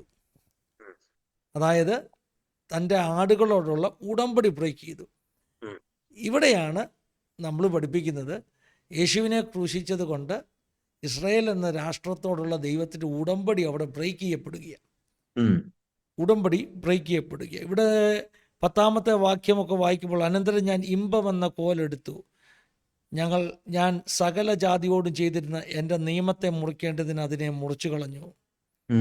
അത് ആ ദിവസത്തിൽ തന്നെ മുറിഞ്ഞുപോയി. അങ്ങനെ എന്നെ നോക്കിക്കൊണ്ടിരുന്ന കൂട്ടത്തിൽ അരിഷ്ടതയേറിയവ അത് ദൈവത്തിൻ്റെ അരുളപ്പാടെന്ന് ഗ്രഹിച്ചു. 2 കോലുകളാണ് ഉള്ളത്, ഇമ്പവും ഒരുമയും, അല്ലേ പാസ്റ്ററേ? അതെ അതെ അതെ അതെ. ഇമ്പവും ഒരുമയും. ഈ 2 കോലിനെയും ബ്രേക്ക് ചെയ്തു. എസെക്കിയേൽ 37 ഇതിൻ്റെ കണക്ഷൻ എന്താണെന്നറിയാമോ? അന്ന് കവനൻ്റ് ബ്രേക്ക് ചെയ്തെങ്കിൽ, നല്ല ഇടയനെ ത്യജിച്ച് കളഞ്ഞതിൻ്റെ ഫലമായിട്ട് അറുപ്പാനുള്ള ആടുകളുടെ കൂട്ടത്തിൽ അരിഷ്ടതയേറിയവ തന്നെ മേയിച്ചുകൊണ്ടിരിക്കുമ്പോൾ ഞാൻ 2 കോലെടുത്ത് ഒന്നിനെ ഇമ്പമെന്നും മറ്റേതിന് ഒരുമയെന്നും പേരിട്ടു. 2 കോലുകളാണ് കേട്ടോ പേരിട്ടു. എന്നിട്ട് പറയുന്നു, അങ്ങനെ ഞാൻ ആടുകളെ മേയിച്ചുകൊണ്ടിരുന്നു, എന്നാൽ ഞാൻ 1 മാസത്തിൽ 3 ഇടയന്മാരെ ഛേദിച്ച് കളഞ്ഞു. ഈ 1 മാസം എന്ന് പറഞ്ഞാൽ എന്താന്ന് അതിൻ്റെ അർത്ഥം എന്നറിയാം അവസ്ഥ? യേശു കർത്താവ് ക്രൂശിക്കപ്പെട്ട ദിവസം മുതൽ സ്വർഗാരോഹണം വരെയുള്ള ഏകദേശം 40 ഡേയ്സിൻ്റെ കഥയാണ് പറയുന്നത്. 3 ഇടയന്മാരെ നീക്കം ചെയ്തെന്ന് ഞാൻ പല സ്ഥലത്തും ഈ മെസ്സേജ് പറഞ്ഞിട്ടുണ്ട്. 3 ഇടയന്മാർ ആരൊക്കെയാണെന്നുള്ളത്. ന്യായപ്രമാണത്തെ മാറ്റി, 1 ഇടയൻ മാറി. പൗരോഹിത്യം മാറി, അതായത് ജൂയിഷ് പൗരോഹിത്യം മാറി. അങ്ങനെ 3 ഇടയന്മാരെ 1 മാസം എടുത്തെന്ന നീക്കം ചെയ്യാൻ. ഇതൊക്കെ ആക്യുറേറ്റ് പ്രോഫസിയാണ് പാസ്റ്ററേ, ഇതൊക്കെ ആക്യുറേറ്റ് പ്രോഫസിയാണ്. കാരണം യേശു ക്രൂശിക്കപ്പെട്ട അന്ന് മുതൽ സ്വർഗാരോഹണം ചെയ്യുന്ന 40-ാം ദിവസം 50-ാം ദിവസം സഭ സ്ഥാപിക്കപ്പെടുന്നു. ഏകദേശം ഈ 1 മാസം പീരീഡിലാണ് ഈ ഓരോ ഇടയന്മാർ മാറിപ്പോകുന്നത്, യഹൂദന്മാരുടെ ഓരോ ഇടയന്മാർ മാറിപ്പോകുന്നത്. ഞാൻ ഇത് എന്താ പറഞ്ഞത്, നമ്മൾ സന്ദർഭവശാൽ പെട്ടെന്ന് എടുത്തങ്ങ് വായിക്കുക കേട്ടോ. ഞാൻ ഇത് തുറന്നു പോലും വെച്ചേക്കില്ലായിരുന്നു. പാസ്റ്റർ പെട്ടെന്ന് ചോദിച്ചപ്പോൾ എനിക്ക് ഓർമ്മ വന്നു, ഇത് പറയാതെ അത് പറയാനൊക്കത്തില്ല. അടുത്ത വാക്യത്തിൽ പറയുന്നത്, എനിക്ക് അവരോട് വെറുപ്പ് തോന്നി, അവർക്ക് എന്നോട് നീരസം തോന്നിയിരുന്നു. ഞാൻ നിങ്ങളെ മേയ്ക്കുകയില്ല, മരിക്കുന്നത് മരിക്കത്രേ, കാണാതെ പോകുന്നത് കാണാതെ പോകട്ടെ. ഇവിടെ 100 ആടുള്ള ഇടയൻ്റെ കഥയൊക്കെ നമ്മൾ ഓർക്കണം. ഇതുമായിട്ടൊക്കെ ബന്ധമാണ്. നല്ല ഇടയനാകുന്ന യേശു ക്രിസ്തു ഭൂമിയിലേക്ക് ഇറങ്ങി വന്നത് അറുക്കാൻ വേണ്ടി, സ്ലോട്ടർ ഹൗസിന് വേണ്ടി അടയാളപ്പെടുത്തിയ ആടുകളുടെ ഇടയനാകുക എന്ന് പറഞ്ഞാൽ, നശിക്കാൻ വേണ്ടി നിൽക്കുന്ന ജനതയാ യേശു രക്ഷിക്കാൻ ശ്രമിക്കുന്നത്. അവസാന ചാൻസ് അവർക്ക് കൊടുക്കുക. അപ്പോൾ അടുത്ത വാക്യത്തിൽ പറയുന്നത്, ശേഷിക്കുന്നവ ഒന്നിൻ്റെ മാംസം തിന്നു കളയട്ടെ എന്ന് ഞാൻ പറഞ്ഞു. അനന്തരം ഞാൻ ഇമ്പം എന്ന കോലെടുത്തു, സകല ജനവും കാണുകെ അതിനെ ഞാൻ ഒടിച്ചു കളഞ്ഞു. അപ്പോൾ പിന്നെ തുമ്പുകെട്ട ഇടയൻ എഴുന്നേറ്റ് വരുന്ന കഥയൊക്കെ പറയുക. അപ്പോൾ 2 കോലുകളുണ്ട് കേട്ടോ. എസെക്കിയേൽ 37 2 കോലുകൾ കാണുന്നു. പക്ഷേ ആ 2 കോലുകൾക്ക് പേര് വേറെയാണ് കൊടുത്തത്. ഇവിടെ ഇമ്പവും ഒരുമയെന്ന് കൊടുത്തെങ്കിൽ അവിടെ കൊടുത്തിരിക്കുന്ന പേര്, ഒരു കോലിൻ്റെ മേൽ ഇസ്രായേൽ എന്ന് എഴുതുക, മറ്റൊരു കോലിൻ്റെ മേൽ യഹൂദ എന്ന് എഴുതുക. അപ്പം ഈ 2 കോല് ഇടയൻ്റെ കയ്യിൽ 2 വടിയായിട്ട് ഇരിക്കുക. 2 വടിയായിട്ട്. പക്ഷേ എസെക്കിയേൽ 37 നമ്മൾ എപ്പോഴും ഡ്രൈ ബോൺസിന്റെ പ്രസംഗം പ്രസംഗിക്കും. അടുത്ത പാരഗ്രാഫ് നമ്മൾ വിട്ടുകളയും. ആരും ഞാൻ പ്രസംഗിച്ച് കേട്ടിട്ടില്ല നെക്സ്റ്റ് പാരഗ്രാഫ്. കാരണം നമ്മുടെ ഒരു പ്രശ്നം അതാ, നല്ലൊരു പാരഗ്രാഫ് മേളിൽ കിടപ്പുണ്ടെങ്കിൽ മുഴുവൻ നമ്മുടെ ശ്രദ്ധയെ അങ്ങോട്ടാണ് പോകുന്നത്. അത് പ്രസംഗിച്ച് നമ്മളങ്ങ് മടുക്കും. പക്ഷെ നെക്സ്റ്റ് പാരഗ്രാഫിൽ പറയുക 2 കോലുകൾ. ആ 2 കോല്, ഒന്ന് യഹൂദ, ഒന്ന് ഇസ്രായേൽ. 2 രാഷ്ട്രങ്ങളാണ്. അന്നത്തെ ഡിവൈഡഡ് ഇസ്രായേലാ. അതേ കഥയാണ് സെക്രിയാവ് പറയുന്നത്. ഈ നല്ല ഇടയന്റെ കയ്യിൽ കവനന്റ് ബ്രേക്ക് ചെയ്ത് ഇവരോടൊരു ഉടമ്പടി, യേശുവിനെ ത്യജിച്ചത് കൊണ്ട് ഉടമ്പടി ബ്രേക്ക് ചെയ്ത് ഈ 2 കോലിനെ ഒടിച്ചു കളയും. 2 കോലിനെ ഒടിച്ചു കളയും. പക്ഷെ എസെക്കിയേൽ 37 പറയുന്നു, ഈ ഇടയൻ 2 കോൽ ഒന്നിച്ചെടുത്തിട്ട്, പ്രവാചകനെയാണ് അവിടെ ഒരു പ്രതിപുരുഷനായി നിർത്തിയിരിക്കുന്നത്, ഈ 2 കൂടെ ഒന്നിച്ച് നീ പിടിക്കാൻ പറഞ്ഞു. അപ്പൊ ഒരു മജീഷ്യന്റെ കയ്യിൽ 2 വടി ഒന്നാകുന്നത് പോലെ ഈ 2 കോലും ഒന്നായി. എന്നിട്ട് പറഞ്ഞ വലിയ പ്രവചനം, ഇനി ഇത് 2 രാഷ്ട്രമായിട്ട് നിൽക്കത്തില്ല. പാസ്റ്ററെ ഒന്ന് ശ്രദ്ധിച്ച് നോക്കിക്കുക. നമുക്കറിയാമല്ലോ, ഈ നോർത്തേൺ കിങ്ഡവും സദേൺ കിങ്ഡവും ഒറ്റ കോലായിട്ട് പിന്നീട് ചരിത്രത്തിൽ വന്നിട്ടില്ല. കാരണം അശൂരിലേക്ക് പ്രവാസത്തിലേക്ക് ഒരു കൂട്ടരെ കൊണ്ടുപോയി, ബാബിലോണിലേക്ക് ഒരു കൂട്ടരെ കൊണ്ടുപോയി, അവർ തിരിച്ചു വന്നു. അശൂരിലേക്ക് കൊണ്ടുപോയി എങ്ങോട്ടൊക്കെ ചിതറിപ്പോയെന്ന് ദൈവത്തിനല്ലാതെ ആർക്കും അറിയത്തില്ല. ശരിയല്ലേ? നഷ്ടപ്പെടത്തില്ല. അത് യഹൂദനോടുള്ള ദൈവത്തിന്റെ വാഗ്ദത്തമാണ്. ഒരു കുറ്റിയെങ്കിലും ശേഷിച്ചാൽ പൊട്ടിക്കിളിക്കും എന്നുള്ളത്. ഒരു ഗോത്രം പോലും നഷ്ടപ്പെടത്തില്ല. അപ്പോൾ യെഹെസ്കേൽ 37 തെളിയിക്കുകയാണ് ഇസ്രായേലിന്റെ ഗോത്രങ്ങൾ. അത് വളരെ വ്യക്തമായിട്ട് അവിടെ എഴുതിയിട്ടുണ്ട്. പക്ഷേ എനിക്ക് തോന്നുന്നു ഇസ്രായേലും യഹൂദയെന്ന് എഴുതിയിട്ടുണ്ട്. പക്ഷെ അതോടൊപ്പം തന്നെ ഇസ്രായേലിനോട് ചേർന്ന് നിൽക്കുന്ന എല്ലാ ഗോത്രങ്ങളും എന്ന് എഴുതിയിട്ടുണ്ട്. എന്ന് പറഞ്ഞാൽ നമ്മൾ ഈ ലോസ്റ്റ് ട്രൈബ്സ് ഓഫ് ഇസ്രായേൽ എന്നൊക്കെ പറയത്തില്ലേ, നഷ്ടപ്പെട്ട ഗോത്രങ്ങൾ എന്ന് പറയത്തില്ല പക്ഷേ ആളുകൾ പറയാറില്ലേ നഷ്ടപ്പെട്ട ഗോത്രങ്ങൾ. പക്ഷേ എസെക്കിയേൽ 37 അടിസ്ഥാനത്തില്, ഒരു മിനിറ്റ് പക്ഷേ ഞാൻ ഒന്ന് നോക്കിക്കോട്ടെ. 37:16 മനുഷ്യപുത്ര നീ ഒരു കോലെടുത്ത് അതിന്മേൽ യഹൂദിക്കെന്നും അവനോട് ചേർന്നിരിക്കുന്ന ഇസ്രായേൽ മക്കൾക്കും എന്ന് എഴുതുക എന്ന് പറഞ്ഞാൽ 2.5 ഗോത്രത്തിന്റെ പേര് അല്ലേ? പിന്നെ പറയാണ്, മറ്റൊരു കോലെടുത്ത് അതിന്മേൽ എഫ്രീമിന്റെ കോലായ യോസഫിനും അവനോട് ചേർന്നിരിക്കുന്ന ഇസ്രായേൽ ഗ്രഹത്തിനൊക്കെയും എന്ന് എഴുതി വെക്കുക എന്ന് പറഞ്ഞാൽ നോർത്തേൺ കിങ്ഡത്തിലുള്ള 10 ഗോത്രവും ഇതിനകത്തുണ്ട്. എന്നിട്ട് ഈ 2 കോലിനെ കൂടെ ഒന്നിച്ചു പിടിക്കുമ്പോൾ ഇത് ഒറ്റ കോലായി മാറുന്നു, ഒരു നേഷനായി മാറുന്നു. അതാണ് അവിടുത്തെ മിറക്കിൾ എന്ന് പറയുന്നത്. ഒറ്റ നേഷനായിട്ട് മാറുന്നു. ചരിത്രത്തിൽ ഇന്ന് വരെ ആ ഒറ്റ നേഷനായിട്ട് മാറിയിട്ടില്ല. ഇസ്രായേൽ എന്ന രാഷ്ട്രം സ്ഥാപിക്കപ്പെട്ടു. പക്ഷേ പണ്ടുണ്ടായിരുന്നത് പോലെ ഒരു അൺഡിവൈഡഡ് കിങ്ഡം, അതിനെയാണ് നമ്മൾ വിശാല ഇസ്രായേൽ എന്നൊക്കെ പറയുന്നത്. അപ്പം 37-ാം അധ്യായം വളരെ വ്യക്തമായിട്ട് ഭാവി സംഭവിക്കാൻ പോകുന്ന വിശാല ഇസ്രായേലിനെ കുറിച്ച്, എല്ലാ ഗോത്രങ്ങളോട് ഒന്നിച്ച് ഒറ്റ കോലായി മാറുന്നതിനെ കുറിച്ച്, അവർ ഒരു നേഷനായി മാറുന്ന കേട്ടോ, ഒരു നേഷനായി മാറുന്നതിനെ കുറിച്ചൊക്കെ പ്രവചിച്ചിരിക്കുന്ന ഒരു അധ്യായമാണ് ഈ എസെക്കിയേൽ 37. പക്ഷേ ഈ 2 കോൽ ഒന്നായി മാറുന്നതിന് തൊട്ട് മേളിലുള്ള പാരഗ്രാഫാണ് നമുക്കൊക്കെ ഫേവറേറ്റ് ആയിട്ടുള്ള ഉണങ്ങിയ അസ്ഥികളുടെ പാരഗ്രാഫ്. കഴിഞ്ഞ പ്രാവശ്യം പാസ്റ്റർ പറഞ്ഞു ഇതിനെക്കുറിച്ച്. ഈ 37-ാം അധ്യായത്തിൽ ഉണങ്ങിയ അസ്ഥികൾ, ചിതറിയ അസ്ഥികൾ, ലോകത്തിന്റെ നാനാ കോണിലേക്കും ചിതറിപ്പോയ ഇസ്രായേൽ എന്ന ജനതയാണ് കാണിക്കുന്നത്. ബന്ധം വിട്ടുകിടക്കുക, ചിതറിപ്പോയി. മനുഷ്യപുത്ര, ഈ അസ്ഥികൾ ജീവിക്കുമോ? അപ്പം പ്രവാചകന് പോലും പറയാൻ പറ്റത്തില്ല ജീവിക്കുമെന്ന്. കാരണം അതുപോലെ അൺസർട്ടനിറ്റിയാ, ഒരിക്കലും സംഭവിക്കത്തില്ല. ദൈവം പ്രവാചകനോട് പറയുക, നീ പ്രവചിക്കുന്നത് പോലെ സംഭവിക്കും. എന്താ പ്രവചിച്ചെന്നറിയാമോ? ഈ അസ്ഥികളോട് ജീവിക്കുക എന്ന് പ്രവചിക്കുക എന്ന് പറഞ്ഞാൽ ലോകത്തിലുള്ള മുഴുവൻ രാജ്യങ്ങളിലും ചിതറിക്കിടക്കുന്ന അസ്ഥികളോട് വിളിച്ചു പറയുന്ന ഒരു പ്രോഫറ്റിക് സന്ദേശമാണ് ജീവിക്കുക. ആ. പക്ഷേ ഇവിടെ ഇതിനകത്ത് എനിക്ക് എന്നെ വിസ്മയിപ്പിച്ച ഒരു ചരിത്രത്തിലെ ഫാക്റ്റ് ഉണ്ട്. ഒരു ചരിത്രത്തിലെ ഫാക്റ്റ്, അതായത് സയനിസ്റ്റ് മൂവ്മെൻറ്റിനെ കുറിച്ച് പറയുന്ന ഒരു പ്രത്യേക പദപ്രയോഗം എന്ന് പറഞ്ഞാൽ ഇസ്രായേലിൻ്റെ എൻലൈറ്റൻമെൻറ്റ് എന്ന, ഇസ്രായേലിന് തിരിച്ച് ജീവൻ പിടിക്കുക എന്ന. ശരിയല്ലേ? സയനിസ്റ്റ് മൂവ്മെൻറ്റിനെ കുറിച്ച് പറയുന്ന ഒരു പ്രധാന പദപ്രയോഗം തന്നെ അതാണ്, എവേക്കനിങ്. അവരുടെ ഇടയിലുണ്ടായ ഒരു എവേക്കനിങ് ആണ് സയനിസ്റ്റ് മൂവ്മെൻറ്റിൻ്റെ ഒരു തുടക്കത്തിന് കാരണം എന്ന് പറയുന്നത്. പ്രവാചകന്റെ വാക്കെന്താ? ജീവിക്കുക എന്ന് പറയുമ്പോൾ അവിടെ ഒരു മൊമെന്റ് ഉണ്ടാകുക, ഒരു ചലനം ഉണ്ടാകുക. അത് ലോകം മുഴുവനുള്ള യഹൂദന്മാരെ കൂട്ടിയിണക്കുന്ന ഒരു ചങ്ങല പോലെ, ഒരു നെറ്റ്വർക്ക് പോലെ അങ്ങ് ആകുകയാണ്. അപ്പോൾ പ്രവാചകൻ പറഞ്ഞു ജീവിക്കുക എന്ന് പ്രവാചകൻ പ്രവചിച്ചു കൊണ്ടിരിക്കുമ്പോൾ പ്രവാചകനല്ല, ഭൗതിക മണ്ഡലത്തിൽ രണ്ട് ശബ്ദം ഉണ്ടാകുന്നു. ഒന്ന് ഒരു മുഴക്കം, രണ്ട് ഒരു ഭൂമികുലുക്കം. അതെ, രണ്ട് സംഭവങ്ങൾ അവിടെ ഉണ്ടാകുന്നു. ഒന്ന് പ്രവാചകൻ കേൾക്കുന്ന ഒരു മുഴക്കം, രണ്ട് ഒരു ഭൂമികുലുക്കം.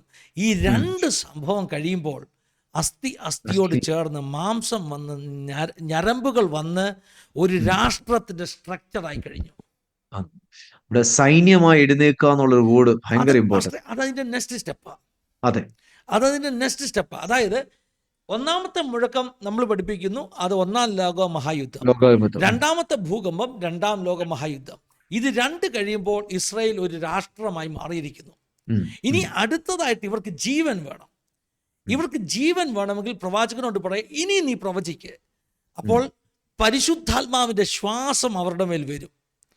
അങ്ങനെ ശ്വാസം വരുന്ന ഒരു ജനതയാണ് ഈ പറഞ്ഞ രണ്ട് വടിയും ഒന്നിച്ചു ചേർന്ന് ഒറ്റ വടിയായിട്ട് മാറിയ ഒരു നേഷൻ, യഹോവയുടെ സൈന്യമായി തീരുന്ന ഒരു നേഷൻ.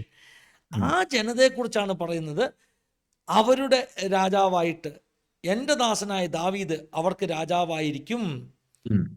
അതായത് ഒന്നോ രണ്ടോ ദിവസത്തേക്ക് രാജാവാകുന്ന കാര്യമല്ല അവിടെ പറയുന്നത്. 24-ാം വാക്യം, 37-24.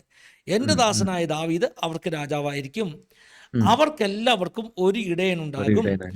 അവർ എൻ്റെ വിധികളിൽ നടന്ന് എൻ്റെ ചട്ടങ്ങളെ പ്രമാണിച്ച് അനുഷ്ഠിക്കും. എൻ്റെ ദാസനായ യാക്കോബിന് ഞാൻ കൊടുത്തതും നിങ്ങളുടെ പിതാക്കന്മാർ പാർത്തിരുന്നതുമായ ദേശത്ത് അവർ പാർക്കും.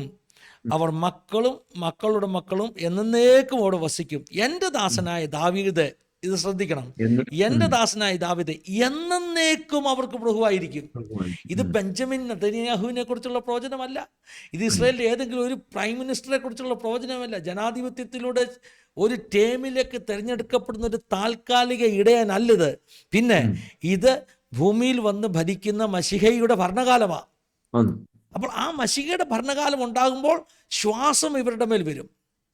സത്യത്തിൽ നമുക്കറിയാമല്ലോ, ഇസ്രായേൽ ഇന്നൊരു രാഷ്ട്രമാണെങ്കിലും ശ്വാസം പരിശുദ്ധാത്മാവ് സഭയുടെ കൂടെ.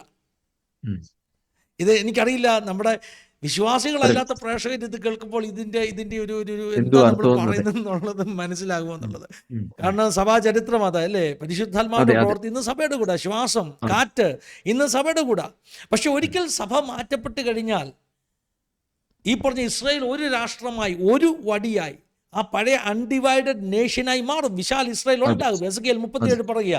അങ്ങനെ സംഭവിച്ചു കഴിഞ്ഞാൽ പിന്നെ അടുത്തതായിട്ട് മശീഹ അവരുടെ രാജാവാകുമ്പോൾ പിന്നെ സംശയമില്ല, ശ്വാസം അവരുടെ മേൽ വന്നു, കാറ്റ് അവരുടെ മേൽ അടിച്ചു. കാറ്റ് അടിക്കുന്ന പരിശുദ്ധാത്മാവിന്റെ സഹിതമുള്ള ഒരു നേഷനായിട്ട് 1000 ആണ്ട് ഈ ഭൂമിയിൽ യേശു കർത്താവ് ഭരിക്കും എന്നുള്ളതാണ് നമ്മുടെ വിശ്വാസം എന്ന് പറയുന്നത്. അപ്പം അത് മുഴുവൻ ഈ എസെക്കിയേൽ 37 അകത്തുണ്ട്. 1ഉം 2ഉം ലോകമഹായുദ്ധമുണ്ട്. അതുകൊണ്ടാണ് പറഞ്ഞത് ഒരു മുഴക്കവും ഒരു ഭൂകമ്പവും, ഒരു മുഴക്കവും ഒരു ഭൂകമ്പവും ഈ രാഷ്ട്രത്തെ ഒന്നാക്കി തീർത്തു. അസ്ഥിയോട് ചേർന്നു. 1948 രണ്ടാം ലോകമഹായുദ്ധത്തിന് ശേഷം സംഭവിച്ചതാണ്. ശരിക്കും സത്യം പറഞ്ഞാൽ ഈ അമേരിക്കയോ ബ്രിട്ടനോ ഒന്നും ഇവരെ പിടിച്ച് രാജ്യമാക്കുകയല്ല ചെയ്തത്. അവർ ഡിക്ലെയർ ചെയ്തു. ബ്രിട്ടൻ പറഞ്ഞു ഞങ്ങൾ നാളെ മുതൽ ഇവിടെ ഇല്ല, ഞങ്ങൾ വിഡ്രോ ചെയ്യുക. അപ്പം ഇനി അടുത്തത് ആരാന്നുള്ള ഉത്തരം വരുന്നതിന് മുമ്പേ ഇസ്രായേൽ പറഞ്ഞു നാളെ മുതൽ ഞങ്ങൾ ഭരിക്കുക. അല്ലാതെ ബ്രിട്ടീഷുകാർ ഇവരെ ഏൽപ്പിച്ചിട്ടൊന്നുമല്ല പോകുന്നത്. ഇന്ത്യയുടെ അതെ അതെ അതെ സ്വാതന്ത്ര്യം എന്ന് പറഞ്ഞാൽ ഇന്ത്യക്കാരെ പറഞ്ഞ് ഏൽപ്പിച്ച് അവർ പോകുന്നതിന് മുമ്പ് ഇവിടെ ഇന്ത്യൻ പ്രധാനമന്ത്രിയും ഒക്കെ തെരഞ്ഞെടുത്തല്ലേ അതെ ഒക്കെയാ അതെ പോയത്. അങ്ങനൊന്നും അല്ല ഇസ്രായേൽ സ്ഥാപിക്കപ്പെട്ടത്. യെശയ്യാവ് 66 ചോദിച്ചൊരു ചോദ്യമുണ്ട്, ഒരു ദിവസം കൊണ്ട് ഒരു ദേശം ജനിക്കുമോ? അതെ ഒറ്റ ദിവസം കൊണ്ട് ജനിച്ചു.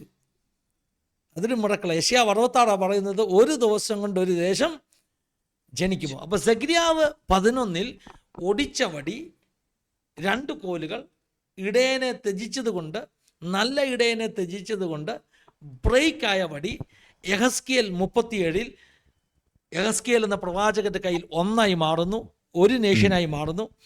അതിന് കാരണമായി തീർന്ന 3 സംഭവങ്ങൾ. ഒന്നാമത്തെ സംഭവം ഒരു മുഴക്കം, 1-ാം ലോകമഹായുദ്ധം. രണ്ടാമത്തെ സംഭവം ഒരു ഭൂമികുലുക്കം. മൂന്നാമത്തെ സംഭവം ഒരു വലിയ കാറ്റ് ഇസ്രായേലിന് മേൽ അടിക്കുന്നു. ആ കാറ്റിനെ എനിക്കിങ്ങനെ വ്യാഖ്യാനിക്കാനാണ് ആഗ്രഹം. സെഖര്യാവ് 12 പറയുന്ന ഒരു അനുതാപമുണ്ട്. അവർ കുത്തിയവെങ്കിലേക്ക് നോക്കുന്ന ഒരു അനുതാപം. അങ്ങനെ യഹൂദാഗ്രഹം, ദാവീദ് ഗ്രഹം, അഹരോന്യഗ്രഹം അവർ കൂട്ടം കൂട്ടമായി നിലവിളിക്കും. ഇങ്ങനെയാണ് അവിടെ പറഞ്ഞത്. സെഖര്യാവ് 12:10 എനിക്ക് തോന്നുന്നു. I will send a spirit of supplication upon them. എന്താണ് ഹല്ലേലൂയ. Spirit of supplication and grace, കൃപയുടെയും യാചനയുടെയും ആത്മാവിനെ ഞാൻ അവരുടെ മേൽ പകരും. അവർ കുത്തിയമെങ്കിലേക്ക് നോക്കും. ഓരോ കുടുംബങ്ങളും നിലവിളിക്കും. ദാവീദ് ഗ്രഹം ഒന്നിച്ച് നിലവിളിക്കും, അഹരോന്യഗ്രഹം ഒന്നിച്ച് നിലവിളിക്കും. ദാവീദ് ഗ്രഹം എന്ന് പറഞ്ഞാൽ രാജാവെന്ന അർത്ഥം, അഹരോന്യഗ്രഹം എന്ന് പറഞ്ഞാൽ പ്രീസ്ലി ഫാമിലി എന്ന അർത്ഥം. അപ്പോൾ ലേവ്യനും ഒക്കെ ഓരോരോ ഗോത്രങ്ങളും ചേർന്നിട്ട് പുരുഷന്മാർ ഒന്നിച്ച് നിലവിളിക്കും, സ്ത്രീകൾ ഒന്നിച്ച് നിലവിളിക്കും. അത് യെഹസ്കേൽ 37 പറയുന്ന കാറ്റ, പരിശുദ്ധാത്മാവിൻ്റെ കാറ്റ. അവർ കുത്തിയവെങ്കിലേക്ക് തിരിഞ്ഞു നോക്കുമ്പോൾ, യേശുവിനെ രക്ഷകനായി അംഗീകരിച്ചു കഴിയുമ്പോൾ ഈ ജനതയുടെ മേൽ ഒരു ശ്വാസം വരും. അന്നാണ് ജീവനുള്ള ദൈവത്തിൻ്റെ സൈന്യമായിട്ട് ഇവർ മാറുന്നത്. ഇത് 3-ാമത്തെ സംഭവം. അപ്പോൾ ഈ പറഞ്ഞ 2-ാമത്തെ സംഭവം 3-ാമത്തെ സംഭവത്തിന് ഇടയിൽ വരുന്ന സംഭവങ്ങളാണ് 38-39 അധ്യായങ്ങളിൽ പറയുന്നത്. അത് ഫ്യൂച്ചർ, 3-ാം ലോക മഹായുദ്ധം. അങ്ങനെയാണ് അതിൻ്റെ ഒരു പ്രോഫറ്റിക് ഒരു ക്രോണോളജി എന്ന് പറഞ്ഞത്, സമയക്രമീകരണം എന്ന് പറഞ്ഞത്. 38-39 അധ്യായം ഇന്ന് ഞാൻ പറയാൻ പോകുന്നില്ല, അത് പിന്നെ നമുക്ക് കേൾക്കാം. പക്ഷേ അതിനകത്ത് എനിക്ക് ഇഷ്ടപ്പെട്ട ഒരു വാക്യമുണ്ട് പാസ്റ്ററെ. ഈ പ്രോഫസീസിന്റെ ആക്യുറസി തെളിയിക്കുന്ന ഒരു വാക്യം 38-ന്റെ 11-ാം വാക്യത്തിന്റെ അവസാന ലൈൻ ഇങ്ങനെ: ഭൂമിയുടെ മധ്യേ വസിച്ചിരിക്കുന്ന ഒരു ജനത്തിന്റെ നേരെ കൈ നീട്ടേണ്ടതിന്. ഭൂമിയുടെ മധ്യേ വസിച്ചിരിക്കുന്ന ഒരു ജനത. ഇത് രസകരമാണ്. കാര്യം എന്താണെന്നറിയാം, ഈ യെസക്കേൽ പ്രോഫസി ചെയ്യുമ്പോൾ വേൾഡ് മാപ്പ് മുന്നിലിട്ടാണ് പ്രോഫസി ചെയ്തത്. ഗ്ലോബ് എന്താണെന്ന് എസെക്കിയേലിന് അറിയാമോ? ഭൂമിയുടെ ഷേപ്പ് എന്താണെന്ന് എസെക്കിയേലിന് അറിയാമോ? ഭൂമി പരന്നതാണോ ഉരുണ്ടതാണോ എന്ന് അറിയാത്ത പ്രവാചകൻ പറയാണ് ഈ ജനത വസിക്കുന്നത് ഭൂമിയുടെ മധ്യത്തിലാണെന്ന്. നമ്മളൊരു വേൾഡ് മാപ്പ് നമ്മുടെ ടേബിളിൽ ഇട്ടിട്ട് ഒരു വലിയ കോമ്പസ് എടുക്കുക. നമ്മുടെ ഈ ഇൻസ്ട്രുമെന്റ് ബോക്സ് എന്നൊക്കെ പറയത്തില്ലേ പഴയ സ്കൂളിൽ കൊണ്ടുവരുന്നത്, ഇതിനകത്ത് കോമ്പസ് എന്ന് പറഞ്ഞൊരു സംഭവമുണ്ട്. ഒരു സൈഡിൽ ഒരു പോയിന്റിങ് അല്ലേ, ഒരു നീഡിൽ. അത് ഇസ്രായേൽ എന്ന് പറയുന്ന രാജ്യം അല്ലെങ്കിൽ ജെറുസലേമിലോട്ട് കുത്തുക.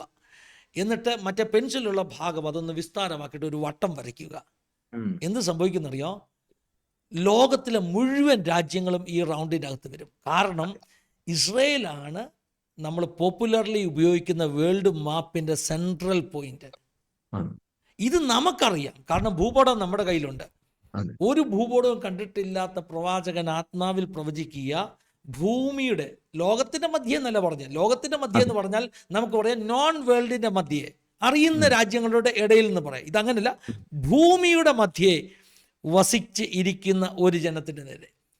ഭൂമിയുടെ മധ്യേ, ഇസ്രായേൽ ഭൂമിയുടെ മധ്യയാണെന്നുള്ള ഒരു നോളജ് പ്രോഫസിയിൽ എസെക്കിയേൽ പറയുകയാണ്. ഇതൊക്കെയാണ് വേദപുസ്തക പ്രവചനങ്ങളുടെ ആക്യുറസി. അത് ജിയോഗ്രഫിക്കലി തെറ്റുന്നില്ല, സയൻസിന്റെ മുമ്പിൽ തെറ്റുന്നില്ല, ചരിത്രത്തിൽ തെറ്റുന്നില്ല.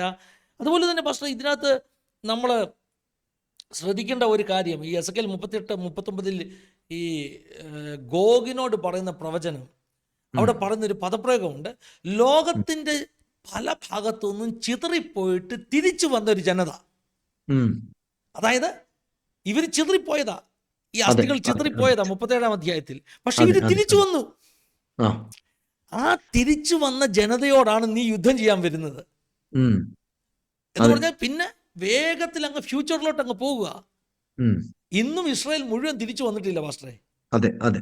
പക്ഷേ ഈ 38-39 അധ്യായങ്ങൾ നടക്കുമ്പോഴേക്കും ലോകത്തിൻ്റെ മുഴുവൻ ഭാഗത്തുനിന്ന് ഇസ്രായേൽ അവൻ്റെ രാഷ്ട്രത്തിലേക്ക് തിരിച്ചു വരത്തക്കവണ്ണം ഇസ്രായേൽ സ്വസ്ഥവും സ്വതന്ത്രവും സമാധാനമുള്ള ദേശമായി മാറും. അതെ. അതിനകത്ത് തെളിവുണ്ട്. അതിനകത്ത് അവിടെ പറയുന്നു മതിലുകളില്ലാത്ത പട്ടണമെന്ന്. ഇസ്രായേൽ അത്രയ്ക്ക് പീസ് ഇസ്രായേലിൽ എസ്റ്റാബ്ലിഷ് ആകും. അത് ശ്രദ്ധിച്ചായിരുന്നോ പാസ്റ്റർ? ഞാൻ വായിച്ചായിരുന്നു. ഗോഗിനോട് പറയാണ്, നീ മതിലുകളില്ലാത്ത പട്ടണം, നിർഭയമായി ഉറങ്ങുന്ന പട്ടണം. ഇന്നത്തെ ഇസ്രായേൽ അതാണോ? ഇന്ന് ഇസ്രായേൽ മതിലുകളില്ല, പക്ഷേ അവർക്ക് ഈ പറഞ്ഞ അയൺ ഡോമും അല്ലയോ, എന്താ പറയുന്നത്, അവർക്ക് തീ മതിൽ അവരുണ്ടാക്കി വെച്ചിരിക്കുക.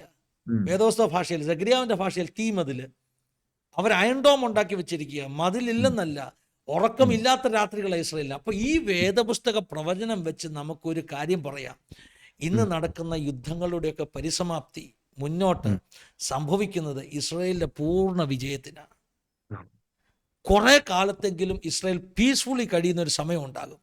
തേർഡ് വേൾഡ് വാർ ഉണ്ടാകുന്നതിന് മുമ്പേ, കേട്ടോ പാസ്റ്ററെ, തേർഡ് വേൾഡ് വാർ ഉണ്ടാകുന്നതിന് മുമ്പേ അക്കോർഡിംഗ് ടു ദിസ് സ്ക്രിപ്ചർ, എസെക്കിയേൽ 38-39 അധ്യായം അനുസരിച്ച് ഇസ്രായേലിന് ഭയങ്കര പീസ്ഫുൾ ആയിട്ടൊരു സമയമുണ്ടാകും. ഈ പറഞ്ഞ ചുറ്റും കിടക്കുന്നതെല്ലാം ഒതുങ്ങി അവരുടെ വിശാല ഇസ്രായേലിൻ്റെ അകത്തെല്ലാം അവർക്കൊരു സ്വാധീനം, അതിൻ്റെ ചലനങ്ങളാണ് ഈ ലോകം മുഴുവൻ നമ്മൾ കാണുന്നത്. ഈ ബിബ്ലിക്കൽ പ്രോഫസി നിവർത്തിക്കപ്പെട്ടുകൊണ്ടിരിക്കുക.